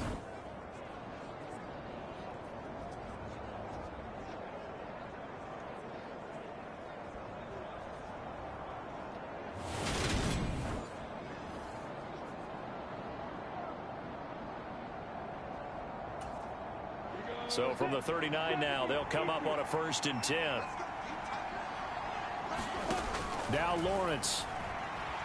Buying time to his left. Pressure brought in, and the Falcons get there for the sack. It'll only be a loss of a couple, but the pressure gets home on 1st down. You know, on these types of plays, we're always looking to assess blame. Okay, where did it break down? Sometimes it's just a great play.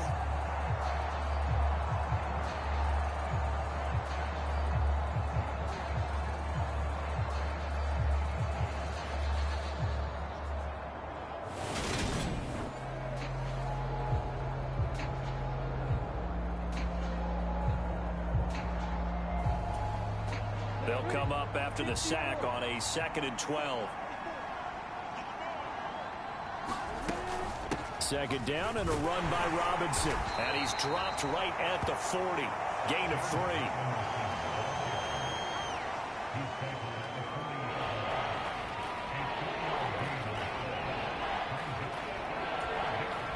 And for the Falcons, 5 men in the secondary now on 3rd. Here's Lawrence to throw. That's caught by his tight end, Evan Ingram. And he will have a Jaguars 1st down as they're able to get the 3rd down conversion. Plenty of things to talk about here, partner, but to me, their defense gave up a touchdown on the first drive. How about how they're responding, coming back? That's a big 3rd down pickup to keep their drive alive.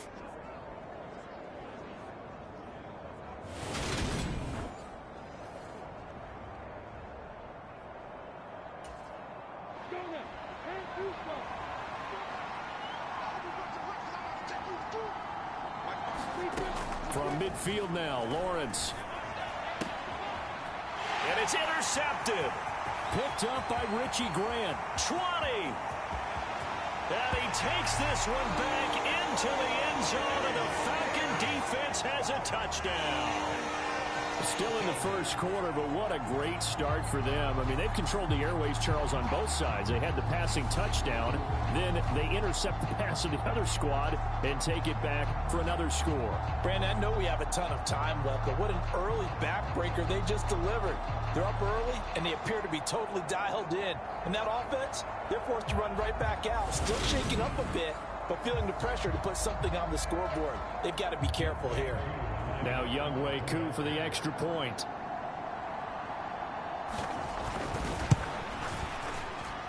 And it's good, and they have jumped out here to a quick 14-0 first quarter lead. So the defense creating some points, not only getting the interception, but then returning it to the end zone for the pick 6. So they'll get another shot on offense following that pick 6, and now the kick is away. Fielded just outside the goal line. And he'll get it up past the 20 to about the 22.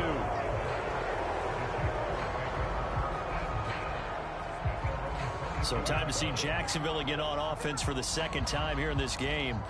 They've been outplayed early, no question. Down 14-0 already as they come up 1st and 10. They start on the ground with Robinson here. And he's got it past the 30 before he's hit and dropped. The drive starting with a 1st down, 11 yards on that pickup. I'm okay with the call there. In fact, I actually like it. I know they're down a couple of scores, but the running game worked in that situation. I would continue to go in that direction.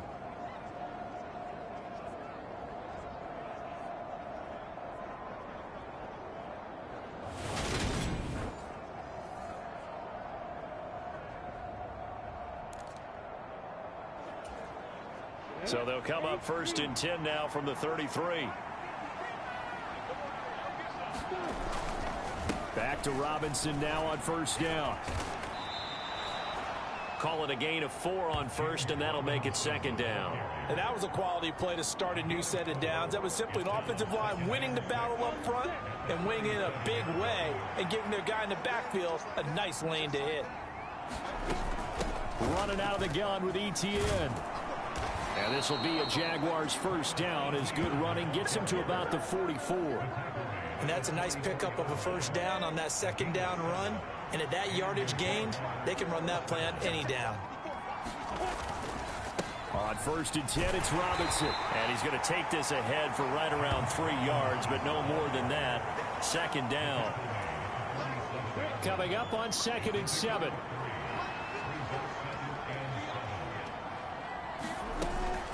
Robinson with another carry. And a solid run here as he'll pick his way down to the 42-yard line. 11 yards there for Jacksonville and a 1st down as well. Well, they came into this game saying it was important that they set the tone and show that they can run the football. And I believe that they've done that here in the 1st quarter.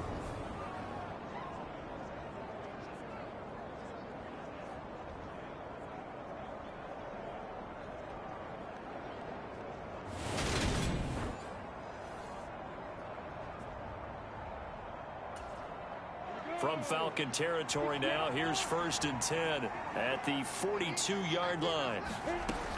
Here's Lawrence.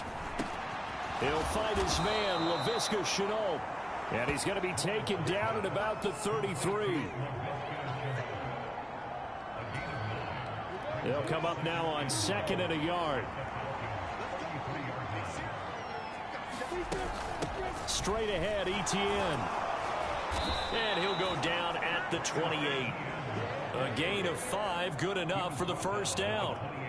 2nd and 1, and people want to run the football. This is where every back in the league is supposed to do exactly what we just saw there. Pick up the 1st down. Throwing now, Lawrence on 1st down. This is Shenault on the receiving end. And he'll be taken down at about the 22-yard line.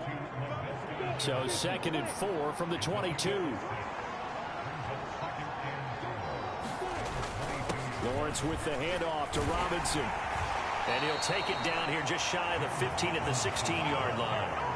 46 yards now on the ground on just 7 carries. We give enough respect to the big guys up front because they have been getting it done on this drive. The holes have been large, and they've been barreling through them, picking up 1st downs.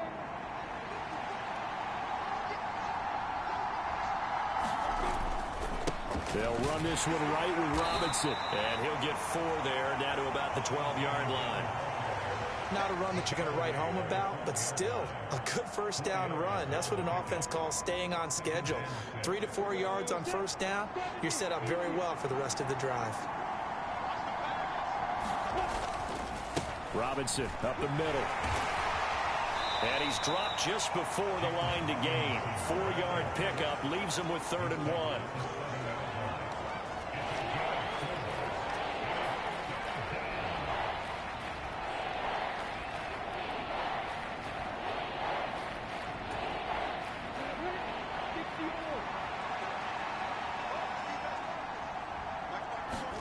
On 3rd and 1, it's Lawrence.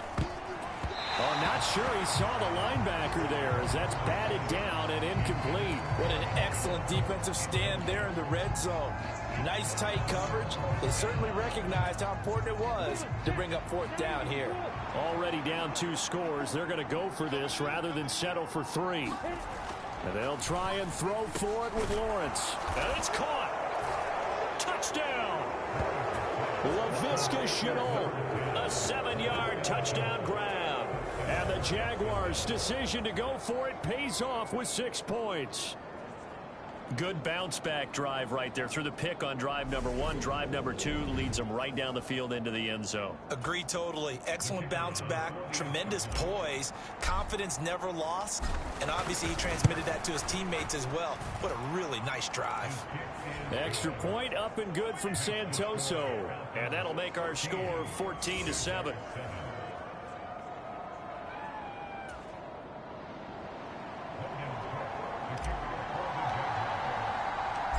after the touchdown. Cook now to kick this one away.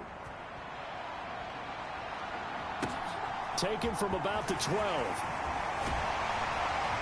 And a good effort on the return there. Gets him across the 30, up to the 33. So for the second time in this one, we get set to see the Falcons offense. So both of these teams, Charles, coming off touchdowns now, but this offense, they just had to stand on the sideline, watch their opponent author a really impressive drive to reach the end zone. Yeah, and I think you're not telling yourself the truth if you don't think there's some one-upsmanship going on right now, because they just had their touchdown answered by a drive of double-digit plays that also found the end zone. Now they want to do something even more impressive to answer that one. It'll be a gain of 10 to start the drive out by a few inches. That'll be a first down. Now Mariota. And that's caught. It's Bryan Edwards. And they're going to get this to about the 44-yard line. Now that was pretty.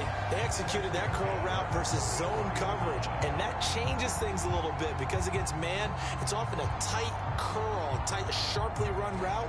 Against zone, you're just looking for that open spot, that dead area, so you may curl it a little bit wider just to get to that place. And usually a tight window. He fired a bullet in there for the completion. Mariota on first down.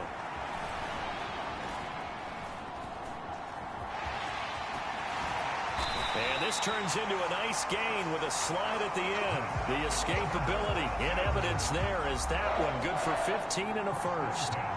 This early in the game, it's all about making steady progress downfield, hoping to lead to early points. And you can do it with your actual play calls or sometimes something a little more improvised, as we just saw there.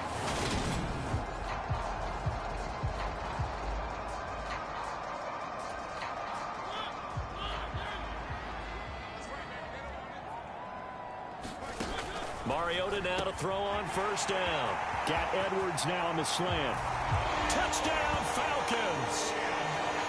Bryan Edwards, 29 yards. And the Falcons have taken a 2-touchdown lead now. Boy, still in the first quarter, and look out. I mean, they are on pace for over 80 points in this game.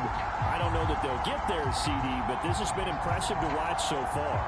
That certainly would be history in the making, wouldn't it, partner? I'm glad we're here to actually watch and see if it actually happens, although, like you, I have my doubts, but they are firmly in control of this game.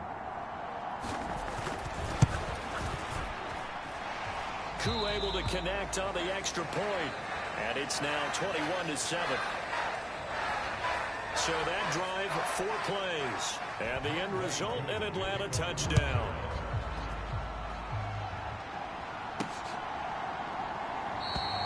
And no return here for Agnew, so they'll bring it out, start the drive at the 25. So back-to-back games here of great production and just, you know, his cuts. They're so quick last week and this week. That comes from confidence, I think. He understands what the defense is trying to do, but I think he has so much belief in his offensive line that he's just saying, the block's going to be there. I'm not worried about it. And we saw that last week. In fact, they were so good last week on the flight home.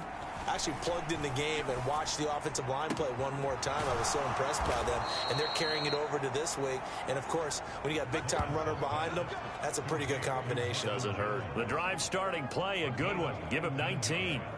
That was a nicely run slant route, and what the receiver's trying to do is make the defender think he's going upfield for a deeper route, and then breaks it off, usually after about 3 to 4 steps, and cuts towards the middle of the field. And now what he's trying to do is use his body to keep the defender away from the football and give the quarterback a really nice target. Took just one play to move all the way to the 44 as they try again on first down.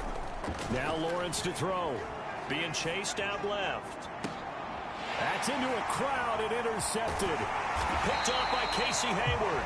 And the Falcons are going to take over a couple of yards shy of midfield. Now, to me, it's pretty simple, and it's fairly obvious, isn't it? He's got to start making better decisions with the ball. That's now 2 interceptions in the first quarter. After interception number 1, there was a long talk on the sideline, and now he's made another mistake. Yeah, he's just been kind of laying these passes out there. He's kind of been floating them a little bit. He's got to be more decisive in his reads and definitely more decisive in throwing the ball. Rifle it in there every now and then.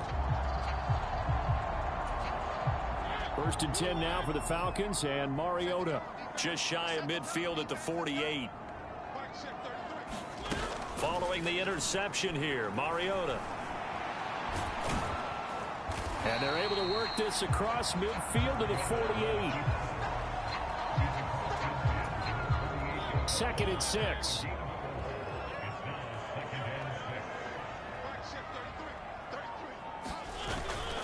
On second down, a run with Patterson. And he's going to be stopped up at about the 47-yard line. Call it a gain of a couple, and that's going to leave him with a third and about 5.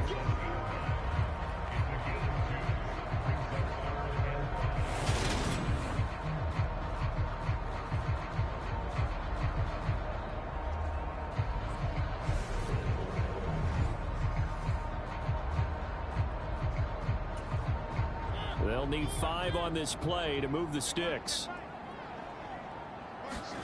Mariota now. Over the middle, complete. It's Edwards. And he's going to have a Falcons first down as they're able to get the third down conversion. A pretty sizable deficit here in the first quarter. This defense will probably need to get off the field in those situations on third down. And you and I both know in this huddle before that last third down play, that's exactly what they talked about. Let's make a play. Let's get off the field. Let's reverse the momentum. Instead, they got hit with another first down. Almost back to the drawing board. Ball up to the 35 now as they come up on first and 10. Play action now. Mariota. He'll buy some time right. And he slides and covers up at the end as he's going to be able to pick up decent yardage. The improv on the scramble there gets him 6, and it'll be second down.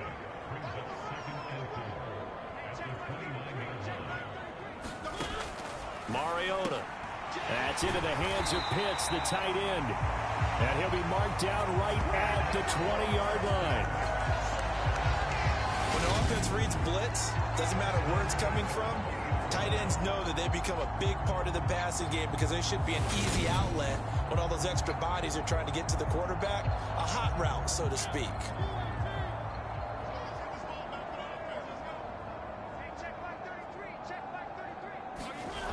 First and 10, it's Patterson. And he'll get this one down to about the 17. Tackle made by Devin Lloyd, the linebacker. 3 yards on that last carry. Here's second and 7.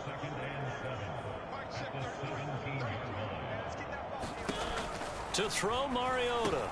Gets this to Ferkser, the tight end. And the Falcons are going to be looking at first and goal as they move this down to the 4-yard line. I got a kick out of that one, partner. You and I talk often about trying to hide receivers in certain situations, but a guy of his size can't really hide it. But the tight end drag... And he will take it in for a Falcon touchdown. Tyler Algier taking it in from 4 yards out. And the Falcons have moved out in front by 3 touchdowns. Boy, CD, what a start for them. Still in the first quarter, they're absolutely blitzing them. All the points that they've put up, I'm not sure what you say on the other sideline right now. I think it's as simple as this, partner. The way that they're playing, there's no limits on what this lead could become.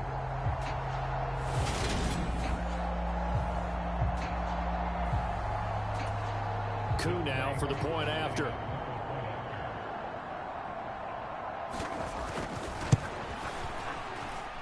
He knocks it through. It's 28-7. So that drive goes 8 plays. And it was Tyler Algier capping things off with a touchdown. Following the touchdown, here's Koo to kick off. Taken in at the 3. And he's going to be taken down on what will be the final play of this first quarter. An entertaining start to this one. More to come on EA Sports.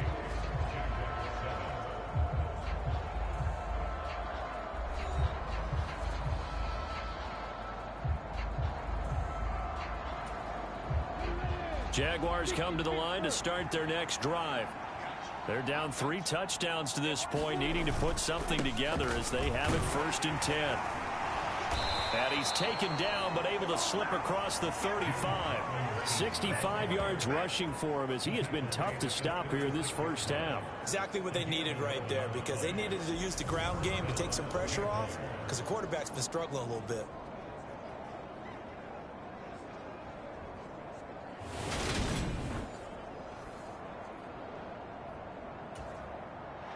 So from the 36 now, 1st and 10.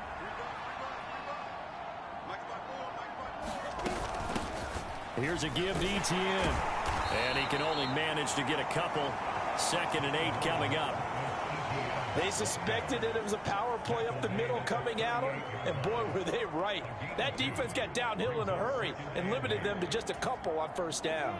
The last run good for 2. Here's 2nd and 8. Looking to throw, Lawrence. Over the middle, he's got his tight end, Ingram. 2nd catch for him today, and it'll wind up a 1st down. Obviously, this has not been a banner game throwing the football. So what you got to do, you got to kind of down focus, don't you think? Find the tight end, take some easier completions. Yeah, interception last drive. There he hits the reliable target. On 1st and 10, it's Etienne. And the result here, a pickup of 8. Leaves him with 2 to go on 2nd down. And after that type of a run, there's some talking going on down on the field, but it's not trash talking. The guy who just carried the ball, he's going back and telling his offensive line, great job, keep it up, and we'll break that one soon. Pushes him over. And good space to operate there as he takes this down inside the 35-yard line. 11 yards there for Jacksonville and a 1st down as well. Seemed like they picked an excellent time there, Charles, to go with the draw play. They certainly did. Caught him a little over-eager trying to get into the backfield and get to the quarterback. They used their speed and their aggressiveness against them, didn't they?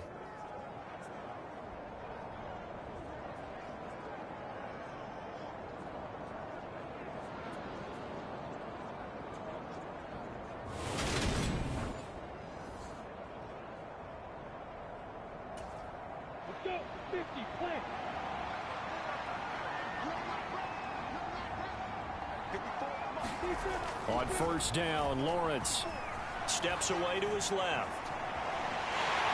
And time finally runs out. He can't get rid of the football, and he's taken down.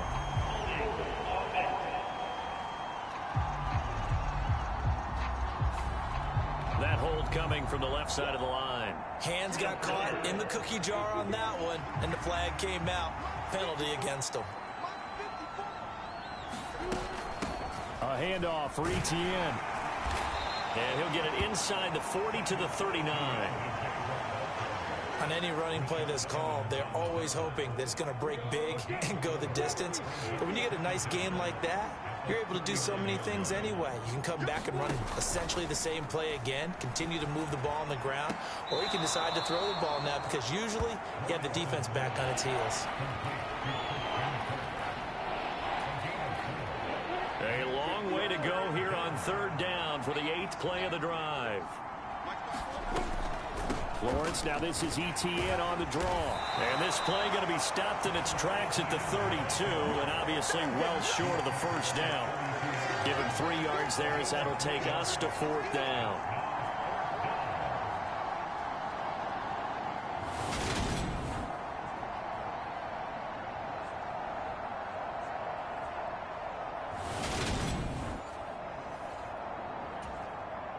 Lawrence heads off, and Ryan Santoso, the field goal unit, on now for the Jacksonville field goal try.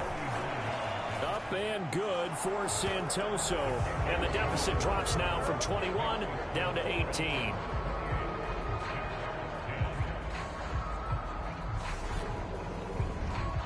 So the scoring drive encompasses 9 plays, and the net result, 3 points. Take your disappointment and put it aside. 9 plays.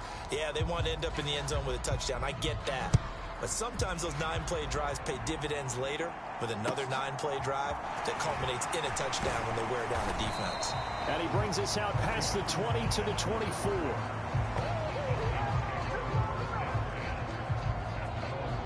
A reminder, opening weekend definitely in sight now. Thursday, September 8th, that's when it all gets going. The defending champs, LA Rams, hosting the team that many think could win the AFC, the Buffalo Bills. Charles and I will be there, and then we got some great matchups on that Sunday as well. Kansas City and Arizona, Raiders and the Chargers, and on Sunday night, Tom Brady, yeah, he's back, and his Bucs are heading to Dallas to take on the Cowboys. And they get him down, but not before he takes it across the 40-yard line. 19 yards there on the catch and run. Oh, that was a nice job there. Quarterback and receiver reading the pressure that was brought. They both knew it was going to open up the middle of the field. Nice little shake and bake at the line of scrimmage, got right into his route. And the quarterback hit him in stride, and he was able to run free after the catch.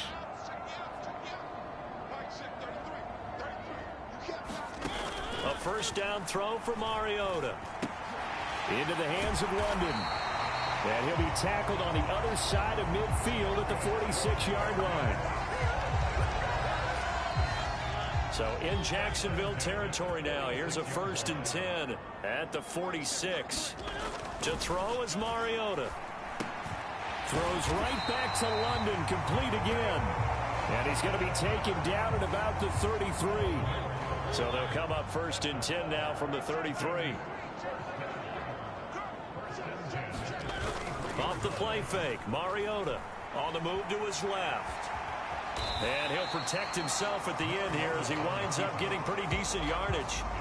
He'll get 8 on the scramble there. It'll be 2nd and a couple. Certainly not the way they drew it up in the playbook, but that's why they love this guy back there. He sees things breaking down, and he's more than capable of finding an escape route and still getting a decent gain. They'll give it to Patterson. And he's going to be met at the line of scrimmage and taken down. Not enough there for a first. No gain, as a matter of fact. And it leaves them at 3rd and 1. If this defense wants to stay in this ballgame, they've got to start ending some drives. That helps. And they have to look ahead at what they expect the offense to do. And right now with that lead, that's run the football. So you don't just stack the line of scrimmage. You have to get upfield and try and make some plays in their backfield. On 3rd and 1, here's Mariota. And he's brought down inside the 20 at the 18-yard line. And that one was a lot of fun right there because that was the game within the game. 3rd and short, blitz was on. What's the key for the quarterback? Get out of your hands in a hurry. And that was a quick little completion. Got the job done for a first down.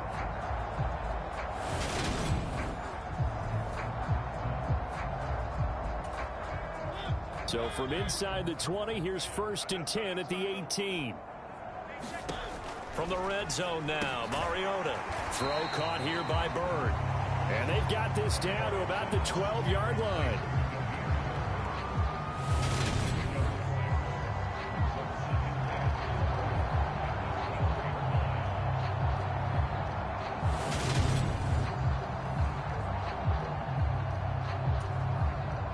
Second down at 4.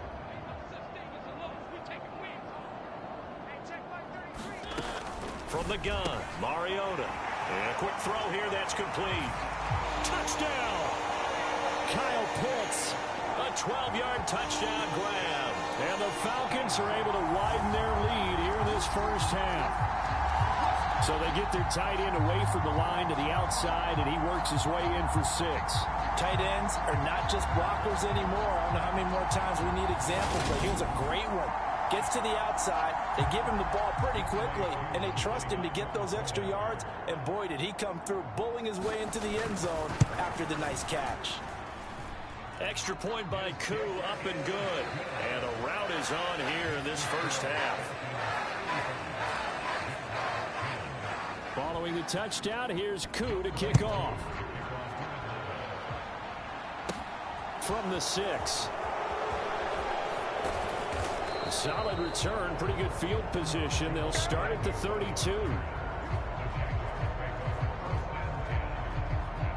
The Jags and running back James Robinson ready to go on offense. They're behind in the first half here, CD, but it's not through any fault of their running back. He's had a strong start to this one. And you're right about that, partner, because watching him play, you would think that his team is in the lead. He has been a lot of fun in this contest.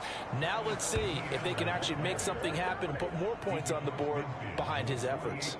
Yeah, I'm curious to see, Charles, if they can play complementary football and get that passing game going as well. That's pretty much meat and potatoes right there, wasn't it? Just go right at them and let your big horse charge up the middle. Not too fancy there, was it? Nothing fancy at all, challenging that defense, and on that go-around, the offense won the challenge. On first down, right back to Etienne. Up from his linebacker spot, Deion Jones making the play. Absolutely love the effort there. The ability to flow from his inside spot and stop that one at the line of scrimmage. Nice linebacker play. Here's 2nd and 9, just a yard on that last run. Straight ahead, it's Robinson. And a 5-yard gain gets him to the 42. It's not a huge breakaway run, but if your starting running back finishes the game with averages of 5 or 6 yards per touch, you'll take that every single time. On 3rd down, here's Etienne. And he'll be taken down, but he does have first down yardage. 72 yards rushing for him now as he's run it 11 times. A dependable running back is a coordinator's best friend, someone you can trust in those situations to push forward and get the yardage you need however possible.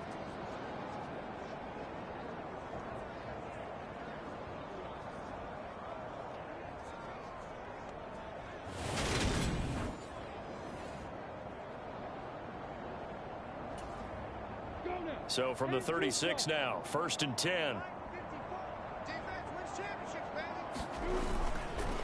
Hand off now to Robinson. And able to get this to the 31. I don't care what the emphasis is in the NFL at any given time. Every defense is still going to say their #1 goal every game is stop the run. And right now they're not doing that. And that really chips away at your confidence. And pretty good running as he'll be close to a first down at the Falcons' 27. It's a 5-yard gain, but they'll still be a yard short here with 3rd down now looming.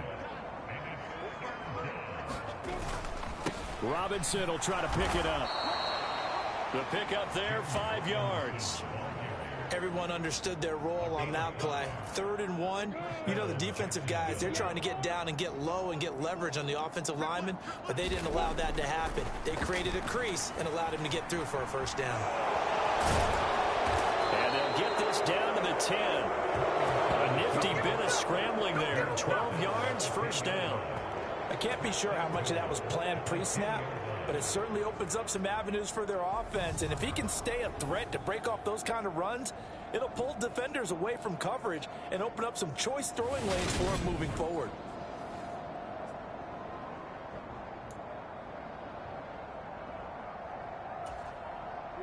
All runs on this drive so far. It's 1st and 10. Now Lawrence. They're unable to connect, but a late flag comes in. And the contact may have come too early.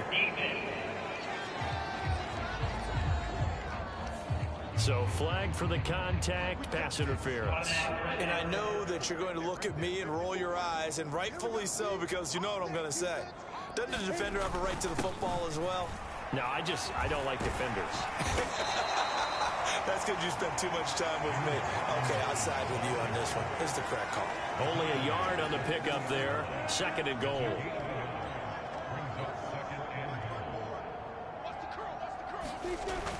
Lawrence will throw. And that is caught.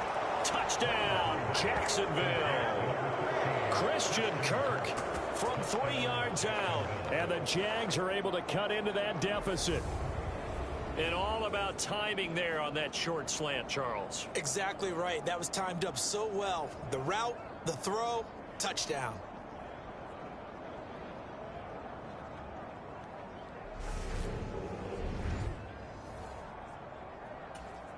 Extra point try now for Santoso. And that'll cut the lead down now to 18.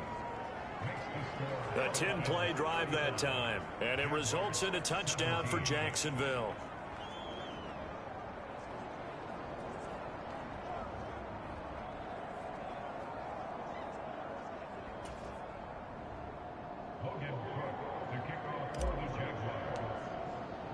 After the touchdown, Cook now to kick this one away.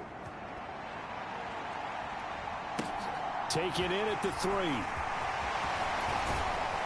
And he'll go down as this drive will start at the 25-yard line.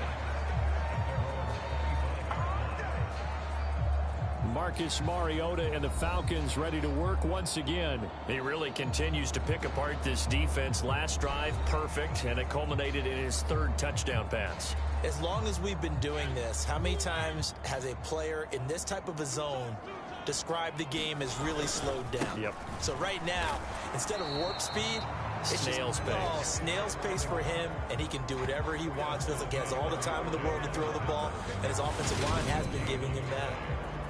This defense could use a few more plays like that right now. It certainly could, but think about it from an offense's perspective right now. They've got a lead, but they don't want to throttle down too much and stall themselves. Still want to move at a nice pace. Officially nothing on that last run. They'll try again, 2nd and 10. Throwing is Mariota. Got this complete to the tight end Pitts. 9 yards, and that leaves him just short, so it'll be 3rd and less than a yard. And with that completion, he's now north of 200 yards here in the first half. Boy, a tough start for the secondary defensively. It is, and it's got to put a dent in their confidence. And, you know, you always want to keep that up and feel like you can always bounce back after plays.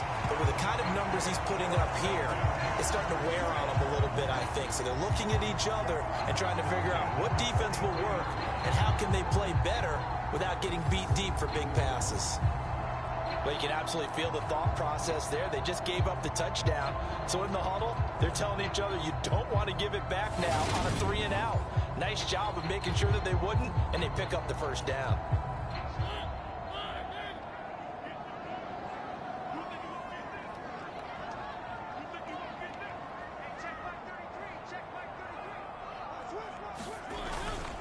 Patterson running between the tackles.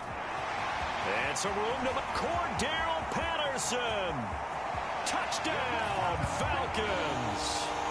Cordero Patterson ready for the regular season with his 2nd touchdown of the game, as his guys have opened up a very comfortable lead.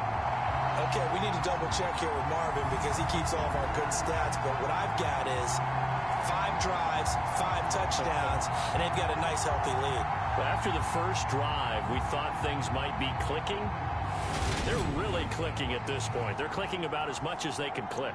And right I just said click a lot. Yes, you did, but that's okay because the guy who's coordinating the defense, trying to slow them down, good luck. He's going to have hair that looks like mine very soon. Not much of it. Koo able to connect on the extra point. And a route is on here in this first half. Following the touchdown, here's Koo to kick off. This taken in at the goal line.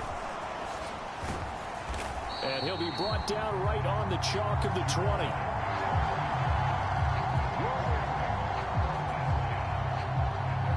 The Jaguars getting set to go. And that last drive, it was all about the ground game, ground and pound. And I don't care how we're playing the game these days, offensive linemen still want to fire out and smack the guy opposite them and move the football on the ground. They feel better about that. That's what they want to do. That's how they want to play, and that's how they got it done. Yeah, they got it for a touchdown last drive. Let's see what happens here. On the give, here's Robinson. And he'll get only a couple up to the 22. Well, that's a good start to this drive on the defensive side of the ball. Forcing completion on first down, and you're able to shut down the running play on second. Yeah, I wouldn't be surprised now. A little bit of pressure going at the quarterback in the expected passing situation. The offense on 3rd down, they've converted 3 out of 5 thus far. This is 3rd and 8. Draw play, Etienne. And he's not going to sniff the first down here. He stopped at the 25. This defense not budging, back-to-back carries of just 2 yards.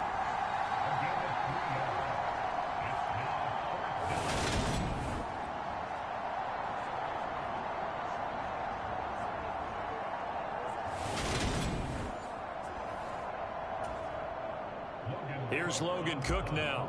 Cordero Patterson deep for Atlanta.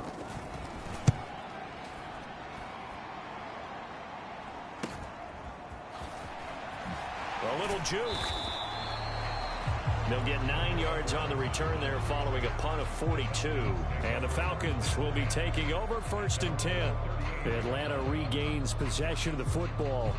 Well, everything right now that they touch on this side of the football, it seems to turn to gold. They've scored on 3 straight possessions. That lead continues to grow. And, I mean, if they can get points here, Charles, might almost be an insurmountable comeback for the other side. I think you make a great case for that, so I'm going to flip it over to the other side. Could they make the big comeback? Certainly.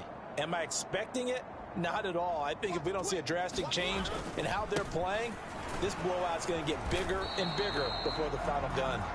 And just no chance of turning the corner. He can only get back to the line of scrimmage. 2nd and 10 coming up.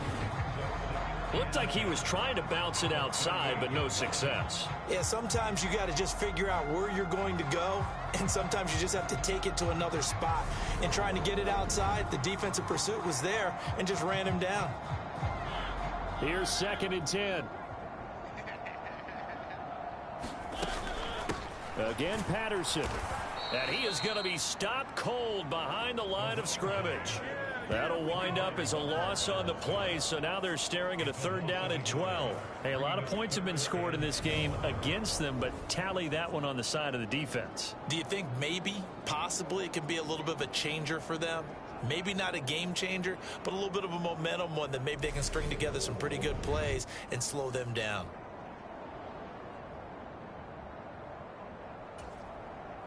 And the Jags, Charles, I think they're on the dime here. Covering a lot of field. Now Mariota. And he will slide to a stop. He does have the 1st down. Opted to run for it. The decision a good one. Picking up the 1st, getting 14 yards on the scramble.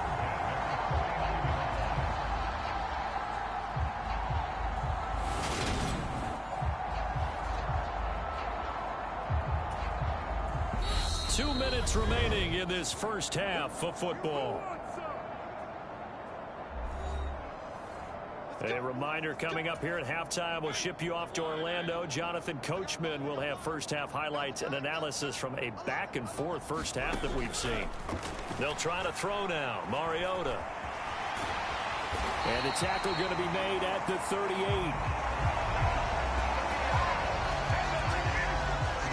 There he goes, and for good reason.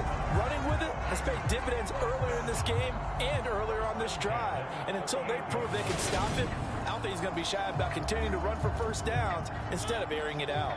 So here's a 1st and 10 at the 38. Now they'll switch it up here and look to throw. Pass complete to Bird out right here. And he's going to be taken down, but there's a penalty flag in the backfield. Is this a hold or did they rough the quarterback? So the call there, roughing the passer. Well, preseason's time for working out the kinks, but sometimes you've got some defenders who are too eager to impress, trying to make this team. And that time we saw one take a shot at the quarterback way too late.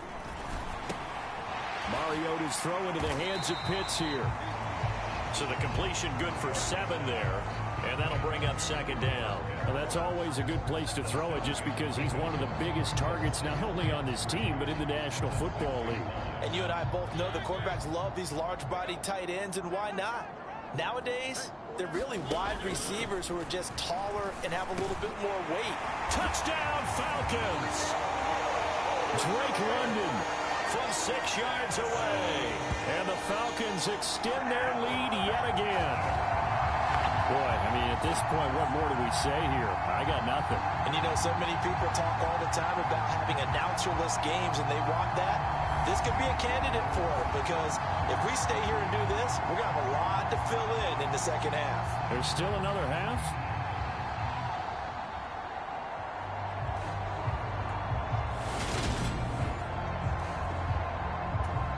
Coup for the extra point.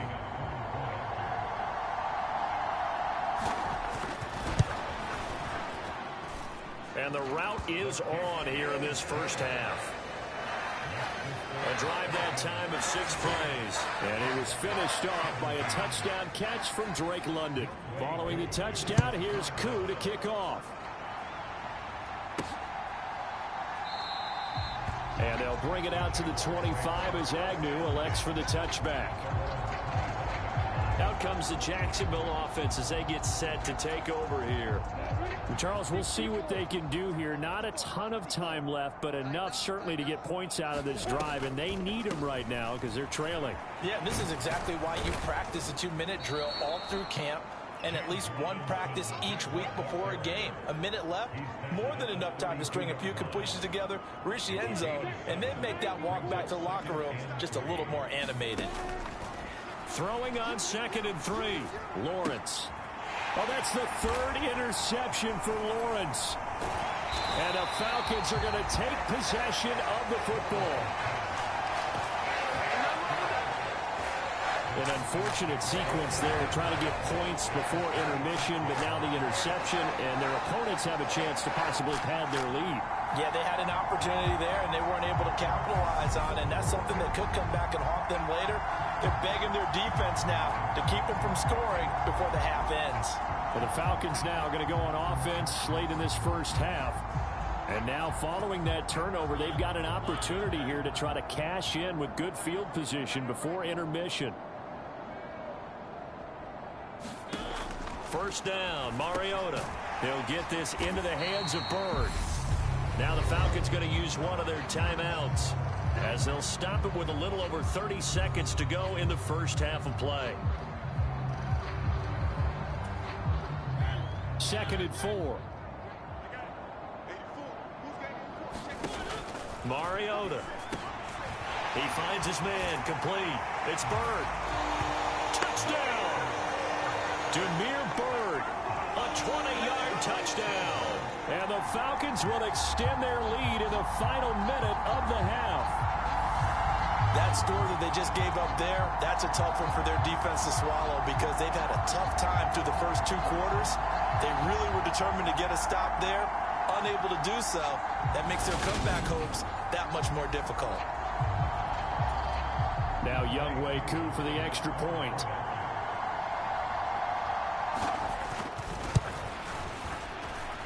And the route is on here in this first half. They had the short field, and they made quick work of it. Just 2 plays to get into the end zone. Following the touchdown, here's Koo to kick off.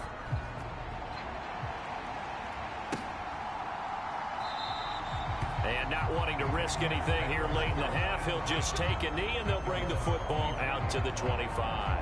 The Jaguars ready to go on offense for the final time in this first half. And with time quickly fading here in the second quarter, not sure how aggressively, offensively they want to play this. I think we'll find out just how much they trust their guys in this situation if they decide to take a shot. The Jaguars going to go ahead and use their first timeout as they stop it with 19 seconds to go in half number 1. So here's a 1st and 10 at the 38. Lawrence. Escaping the pressure right. And that will be incomplete with a clock down now to 13 seconds. Now another timeout called for by the offense. So that means they're down to 1 remaining here as we head toward halftime. They work again from the 38 on 2nd and 10. Looking to throw. Lawrence. Dancing to his left. And now he'll let this one go deep. Back over the middle. He's got a man. Complete. And he'll go down, but not before getting this inside the 30. And with just 4 seconds left in this first half, a timeout call.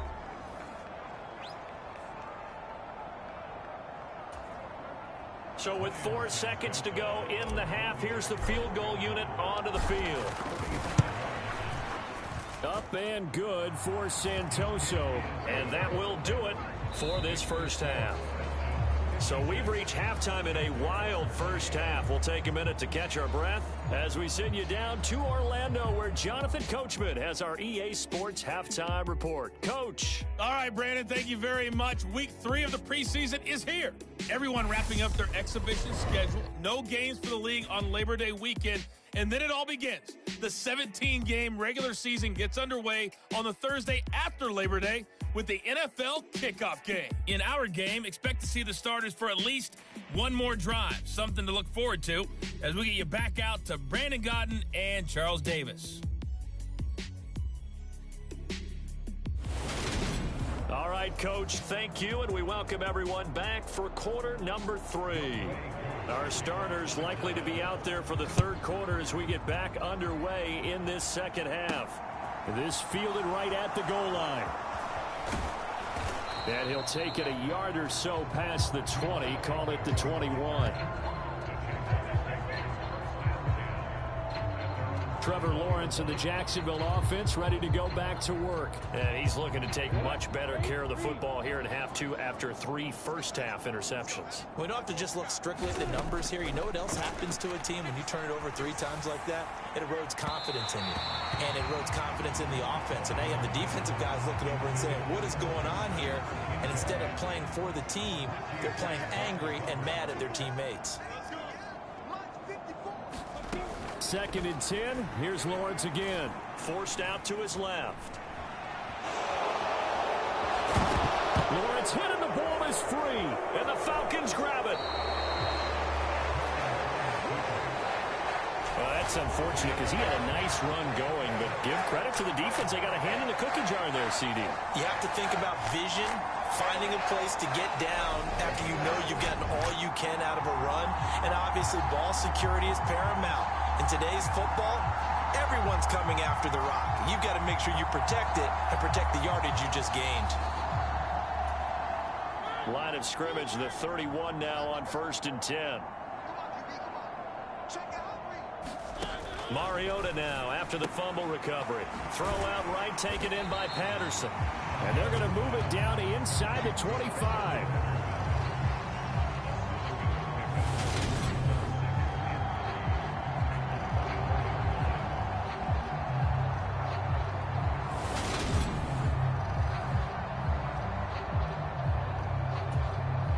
Working with a 2nd and 3.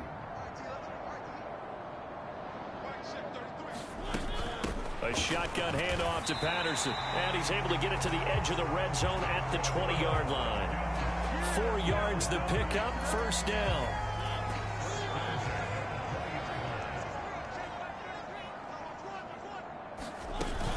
On 1st down, going back to Patterson. And a couple of yards as they move it from the 21 to the 19. As we surmise, Charles, most of the starting units still out there for this third quarter. First time this preseason that they played into the second half. And that's by design. Most of the time by this point of the preseason, you want them to go into the half, cool down, and then come back out and warm up to start the third quarter like you would a regular season game. That's exactly what they wanted to get done. I always laugh when people say, what's the toughest route to defend? And I'm like, any of them, especially if it's a good receiver. That makes things very difficult. But when you're running a drag route, something short, shallow, going through defenders, using guys almost as screens in order to get open, that makes things tough for guys trying to get to the football. That one thrown away from the pocket. The officials kind of looking at each other, but they'll say there was a receiver in the area, so no penalty, just an incomplete pass. They'll try and run for it. And they are going to stop him on 4th and 1 as he'll wind up going backwards. He only needed a yard, but he couldn't even get back to the line of scrimmage. And the Jaguars are going to take possession here on the turnover on downs. On 1st and 10, it's Lawrence. Flushed out right. Man open, here is Jones. And he goes out of bounds just shy of the 45. That goes for a gain of 31. Well, he's certainly trying to earn his way into some more looks in the offense once the regular season heats up. If he continues to make plays like that, I think QB1 will look his way a little more often once the regular season begins.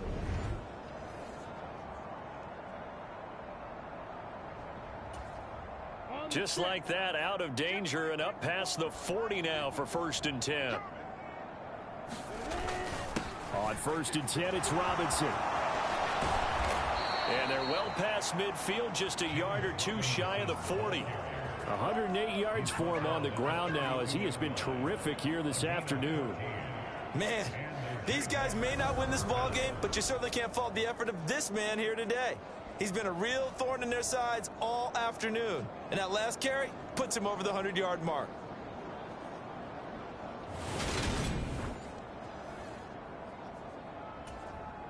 From Falcon territory now, here's 1st and 10 at the 42-yard line. Now Lawrence. Oh, he dropped it.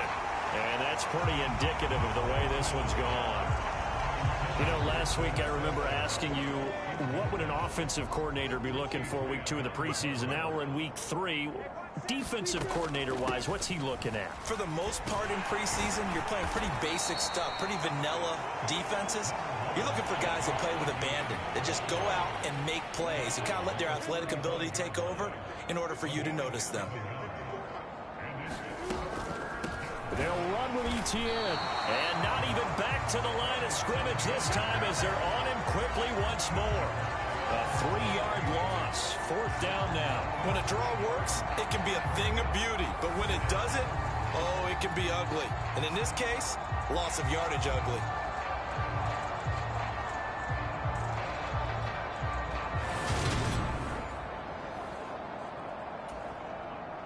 So coming on now is the field goal unit. They're going to try for 3, and he'll need all the leg he's got here.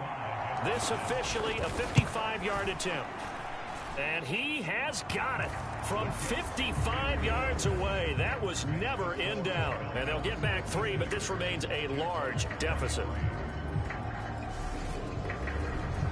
I'm kind of surprised by that they kicked the field goal. I guess you get some points, but this deficit 3rd quarter, I don't know. Yeah, I don't either. Yeah, I'm with you on that one. When you're down that much, kicking a field goal, does it feel a little bit maybe waving the white flag and just want to get out of here? Yeah, I think you got to go ahead and try and get some bigger points on the board. And Ballantyne going to sit on this one. That'll be a touchback. Here comes the Atlanta offense now ready to take over here. And on the last drive, they were in field goal range. They just opted not to kick it, didn't get it. How does that change the mentality this go around? I don't think it changes much for the head coach because this is what he preaches all the time. Attack at all times in any spot on the field, and he likes touchdowns, not field goals. Now, your field goal kicker, you got to make sure you nurse him through and say, okay, don't worry about it. When we need you, you got to be ready to go. And the team, of course, loves to see points on the board. So let's see if it changes a little bit in the same spot again. We'll see what the decision is here if they get to that spot. So much goes into a successful play, doesn't it? How about that play action there? Freezing the defense just enough to bring the tight end free downfield for the completion. Here's a 2nd and 2 now from the 33. Play fake. Mariota out to his left. Into the hands of Bird over the middle. And he'll be tackled right on the chalk of the 45. Back-to-back good plays have him on the move on 1st down. Straight ahead, Patterson. And not a whole lot of room to operate there on the 1st down run. He gets maybe 3. Not a huge carry there on 1st down, but not all of them will be. But still, all in all, a positive play for the offense. It's all about picking up at least a few to set up what you're going to do here on 2nd down. Mariota's throw taken in by London. And he's going to have another 1st down as the tackle's made at the Jaguars' 38-yard line.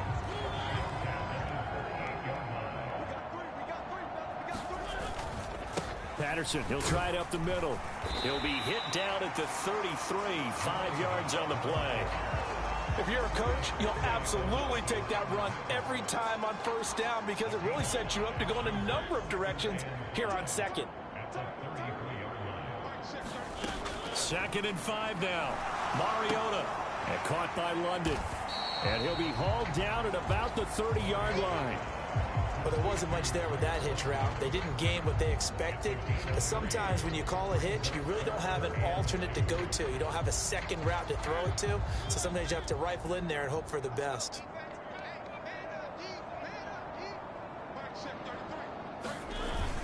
They'll run with Patterson. And he gets the 1st down here as he's taken down at the 24. Give him 6 yards, and they do convert on 3rd. But they're getting ready to go to work now in prime real estate after that last run. Found his spot and picked up nice yardage, didn't he? And now he's got him knocking on the door of the red zone.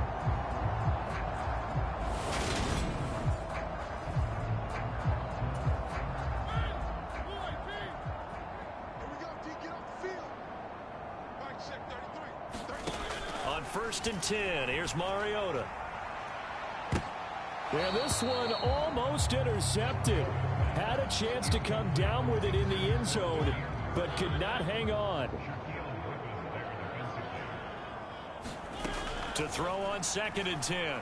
Mariota rolling to his left. And he's going to lose a yard or two. Taken down behind the line. Devin Lloyd, the one to get home and earn that sack. Like the footwork back there. I thought he did a pretty good job of evading that first wave of players. Tried to buy a little extra time out of the pocket, but in the end, oh, that was a tough one. Yeah, winds up getting buried for the loss.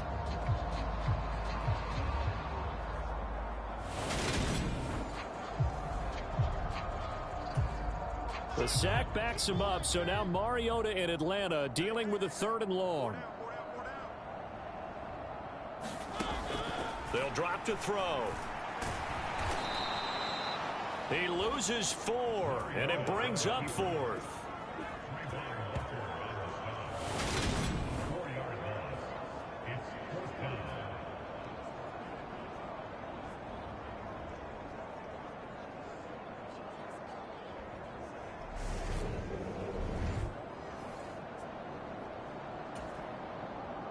And we'll see Younghoe Koo now for the Falcons. This from 44 yards away.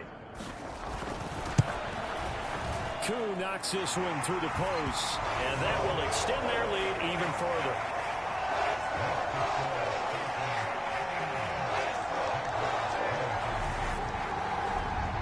So this drive maybe didn't end with the same kind of success they had in the first half, but they do add 3 to their lead. And defensively, I think they went in there at halftime and made a pact with each other and said, look, we can't let these guys keep driving it right down our throats. Not perfect giving up 3, but a much better start than the way they played in the first half. And taken down just past the 20 at about the 21-yard line. And out now comes Jacksonville as they get ready to go. Well, we're still in the 3rd quarter, so there's some time to kind of clean this up and make it look more respectable. Now, a win, that's probably gone out the window, Charles, but I don't know. Do you look at this as a time to just improve and maybe start to look towards the future? I think you have to find something to play for, something to grasp onto until the clock runs out. But, Brandon, we've been around this game a long time. This is an outlier. You don't get many blowouts like this no matter how the game looks on paper going in. This one has turned out to be everyone's worst nightmare realized. They'll get only 3 there, so it leaves them with a 3rd and 7 ahead. Here's Lawrence. Buying time to his left. And his pass is intercepted for the 4th time today. Picked off by Casey Hayward. And the Falcons are going to take possession of the football. Partner, I think this one went awry very simply because he overestimated his arm strength and his ability to fit in anywhere he wants to. A lot of quarterbacks do that and often pay the price. This offense back out and set to go for their next drive. Yeah, they split the uprights last time for 3. They've got the lead.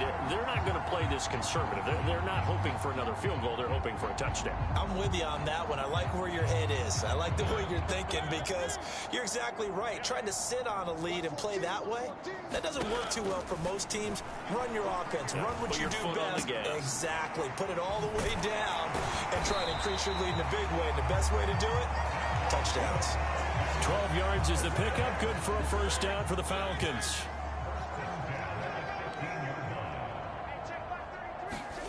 Now Mariota. Nothing open downfield, so he'll throw it away. I see the surprise in your face there, partner. That is a rare incompletion from him. He's been on point this entire game. He has percentage completion-wise way up. Not that time. Throwing again. Mariota on 2nd and 10. It's so close. He gets it to the 1. Out of bounds right there. Mariota had an 87-yard run as a rookie. This one a bit less, but it is a first down. He's starting to fall into the category of not fair, because when he's on target throwing the ball, he's dangerous. But when you add in his ability to make plays with his feet, almost impossible. Well, yeah, exactly. They've had trouble stopping him in the secondary. This time they've got the great coverage. Oh, he can run too. Here's Mariota. Sliding out of the... And he is into the end zone for a Falcon touchdown. Marcus Mariota taking it in from a yard out. And the Falcons have taken a 6-touchdown lead. Well, familiar refrain, a turnover leads to a touchdown, and that lead grows even wider now here in this third quarter. Yeah, partner, I'd say there are a lot of grins breaking out on that sideline because, let's face it, they came in thinking they were in for a real fight in this game, but this one's been about as one-sided as we've seen in a while. In addition, if you're a backup, time to start stretching and loosening up. You may get some playing time in this one. Extra point by Koo, up and good. And the lead grows even larger here in the third quarter. Following the touchdown, here's Koo to kick off. This will be fielded inside the 5. And the tackle going to be made right there at the 25-yard line. The Jaguars again ready to take over on offense. Well, this has been a tough one for them, Charles. They've struggled really on both sides of the football. And one thing that's really plagued them, the turnovers. They've had issues keeping the football in their possession. And every game that's ever been played, all coaches talk about taking care of the football and limiting turnovers. And in this one, after we saw that first turnover, we worried that things would snowball, and it certainly did, especially on the scoreboard. And this will be a Jaguars first down as he's got this up to the 35-yard line. He continues to be effective running the football, a big reason that they have the lead. And I love one of the quotes that I read about him where he said of himself, I love it when a team just hops on my back and I just carry them along. Ball up to the 35 now as they come up on 1st and 10.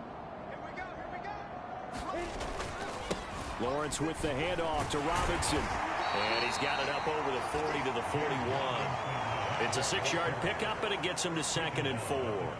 Offensive linemen love creating space for their guys carrying the ball, but when that guy also breaks tackles and creates extra yardage, they almost feel like he's one of them, and they really embrace him.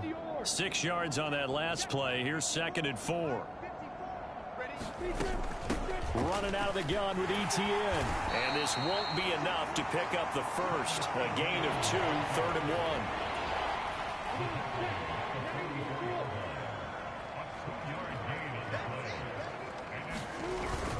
1. On 3rd down, Robinson.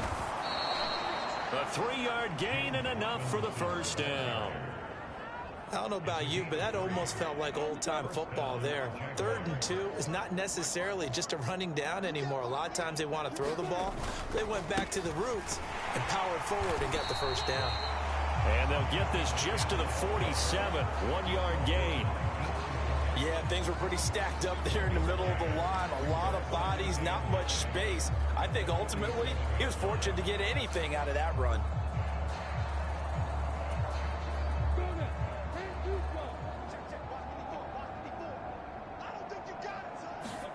And now they'll throw it with Lawrence. Throw right side is going to be caught by Kirk. And he'll go out of bounds inside the 15-yard line. Boy, he ran free there after the catch as that winds up going for 38. That was awfully nice. Hit him in stride, and off he went. It was almost like the ball hitting him was like him receiving a baton, and he was running the anchor leg in a relay race.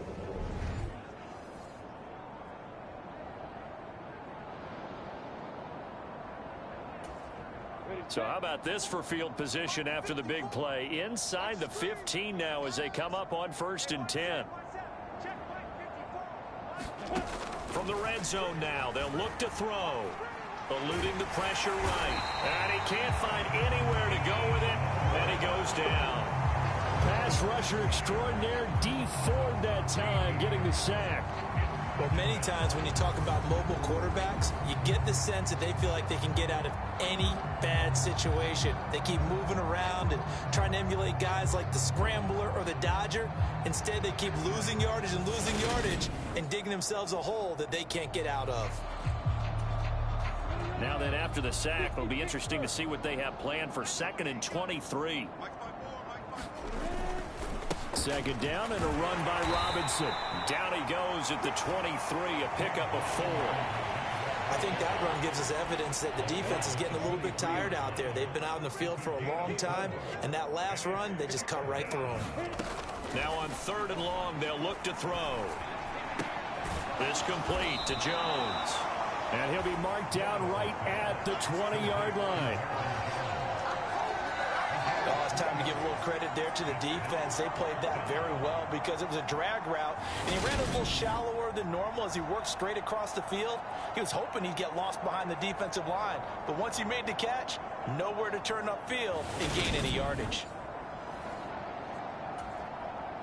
Lawrence heads off, and Ryan Santoso, the field goal unit, on now for the Jacksonville field goal try. Up and good for Santoso. And they'll get back 3, but this remains a large deficit.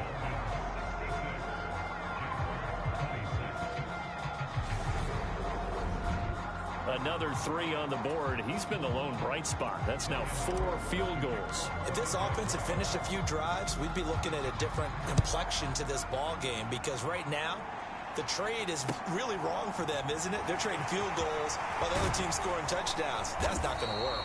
And he takes this near the 25. Just a little pass there. Call it the 26. Atlanta prepped and ready for its next possession. This drive here beginning probably with a pair of motivated groups. Remember, the offense scored a touchdown on their last time out. Looking to repeat that in Charles's defense. They were very frustrated after giving up 6 the last time on the field. And frankly, it's just a battle of wills in a lot of ways, because you know they're both motivated, they both game plan for this drive, and they both have specific outcomes in mind. To me, it just comes down to who can execute better and which side can step up and assert its will over the other. So from the 36 now, 1st and 10. Throwing, Mariota. And he'll take this beyond the line of scrimmage as he slides to a hole. He'll get 3 yards on the scramble there at 2nd down.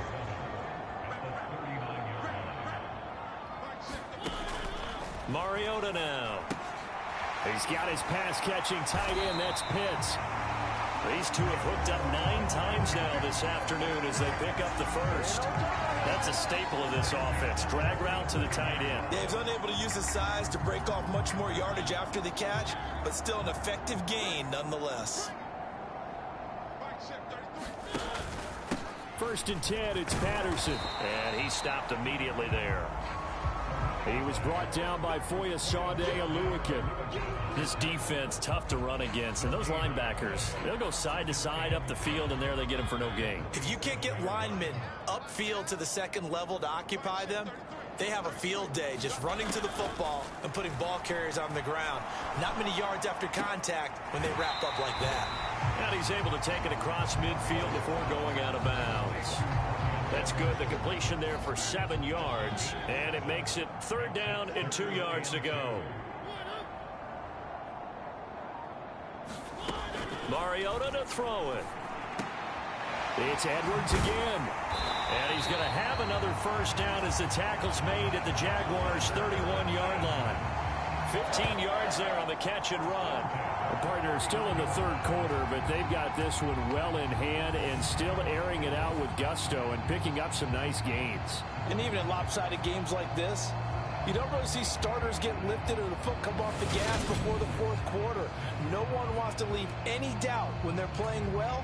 They just want to continue the process. Switch out, switch out. Mike check 33.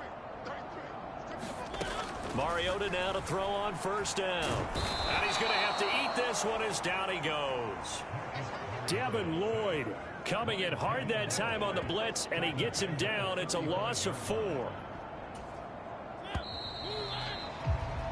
And as they come to the line, they will not be able to get off another play as time has run out on this 3rd quarter. We'll return with more preseason football on EA Sports. 2nd and 14 as they've got work to do here after the sack. On second, here's Algier. Call it a gain of 6 on the play. That'll bring up 3rd and 8. I really like the vision he displayed on that play because he saw there wasn't a lane to completely break off a huge gain. So he found where there was the most space and got what he could. A nice, dirty run that's a positive play for the offense. And he's going to be taken down. Plus, there's a penalty flag in the backfield. They may get 15 more on top of this.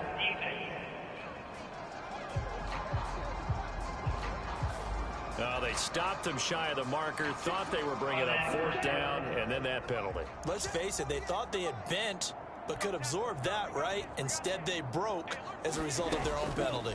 And they'll let the quarterback keep it here on 1st and 10. Yeah, this play doesn't go anywhere. Backwards, losing yardage to the 11. It's a loss of a yard there, and now 2nd down. Well, that play never really got off the launching pad. He had a linebacker in his face before he had a chance to do much of anything. Yeah, I think it's big boys up front, that offensive line. They've got to do a little bit better job of protecting him if they're going to continue to run the option like this. Maybe just a slight detour on what's been a strong drive. Here's 2nd and 11. And here comes throw number 1 for the backup QB. This will be caught at about the 6. They'll wind up getting 10 back as that sets them up for 3rd down.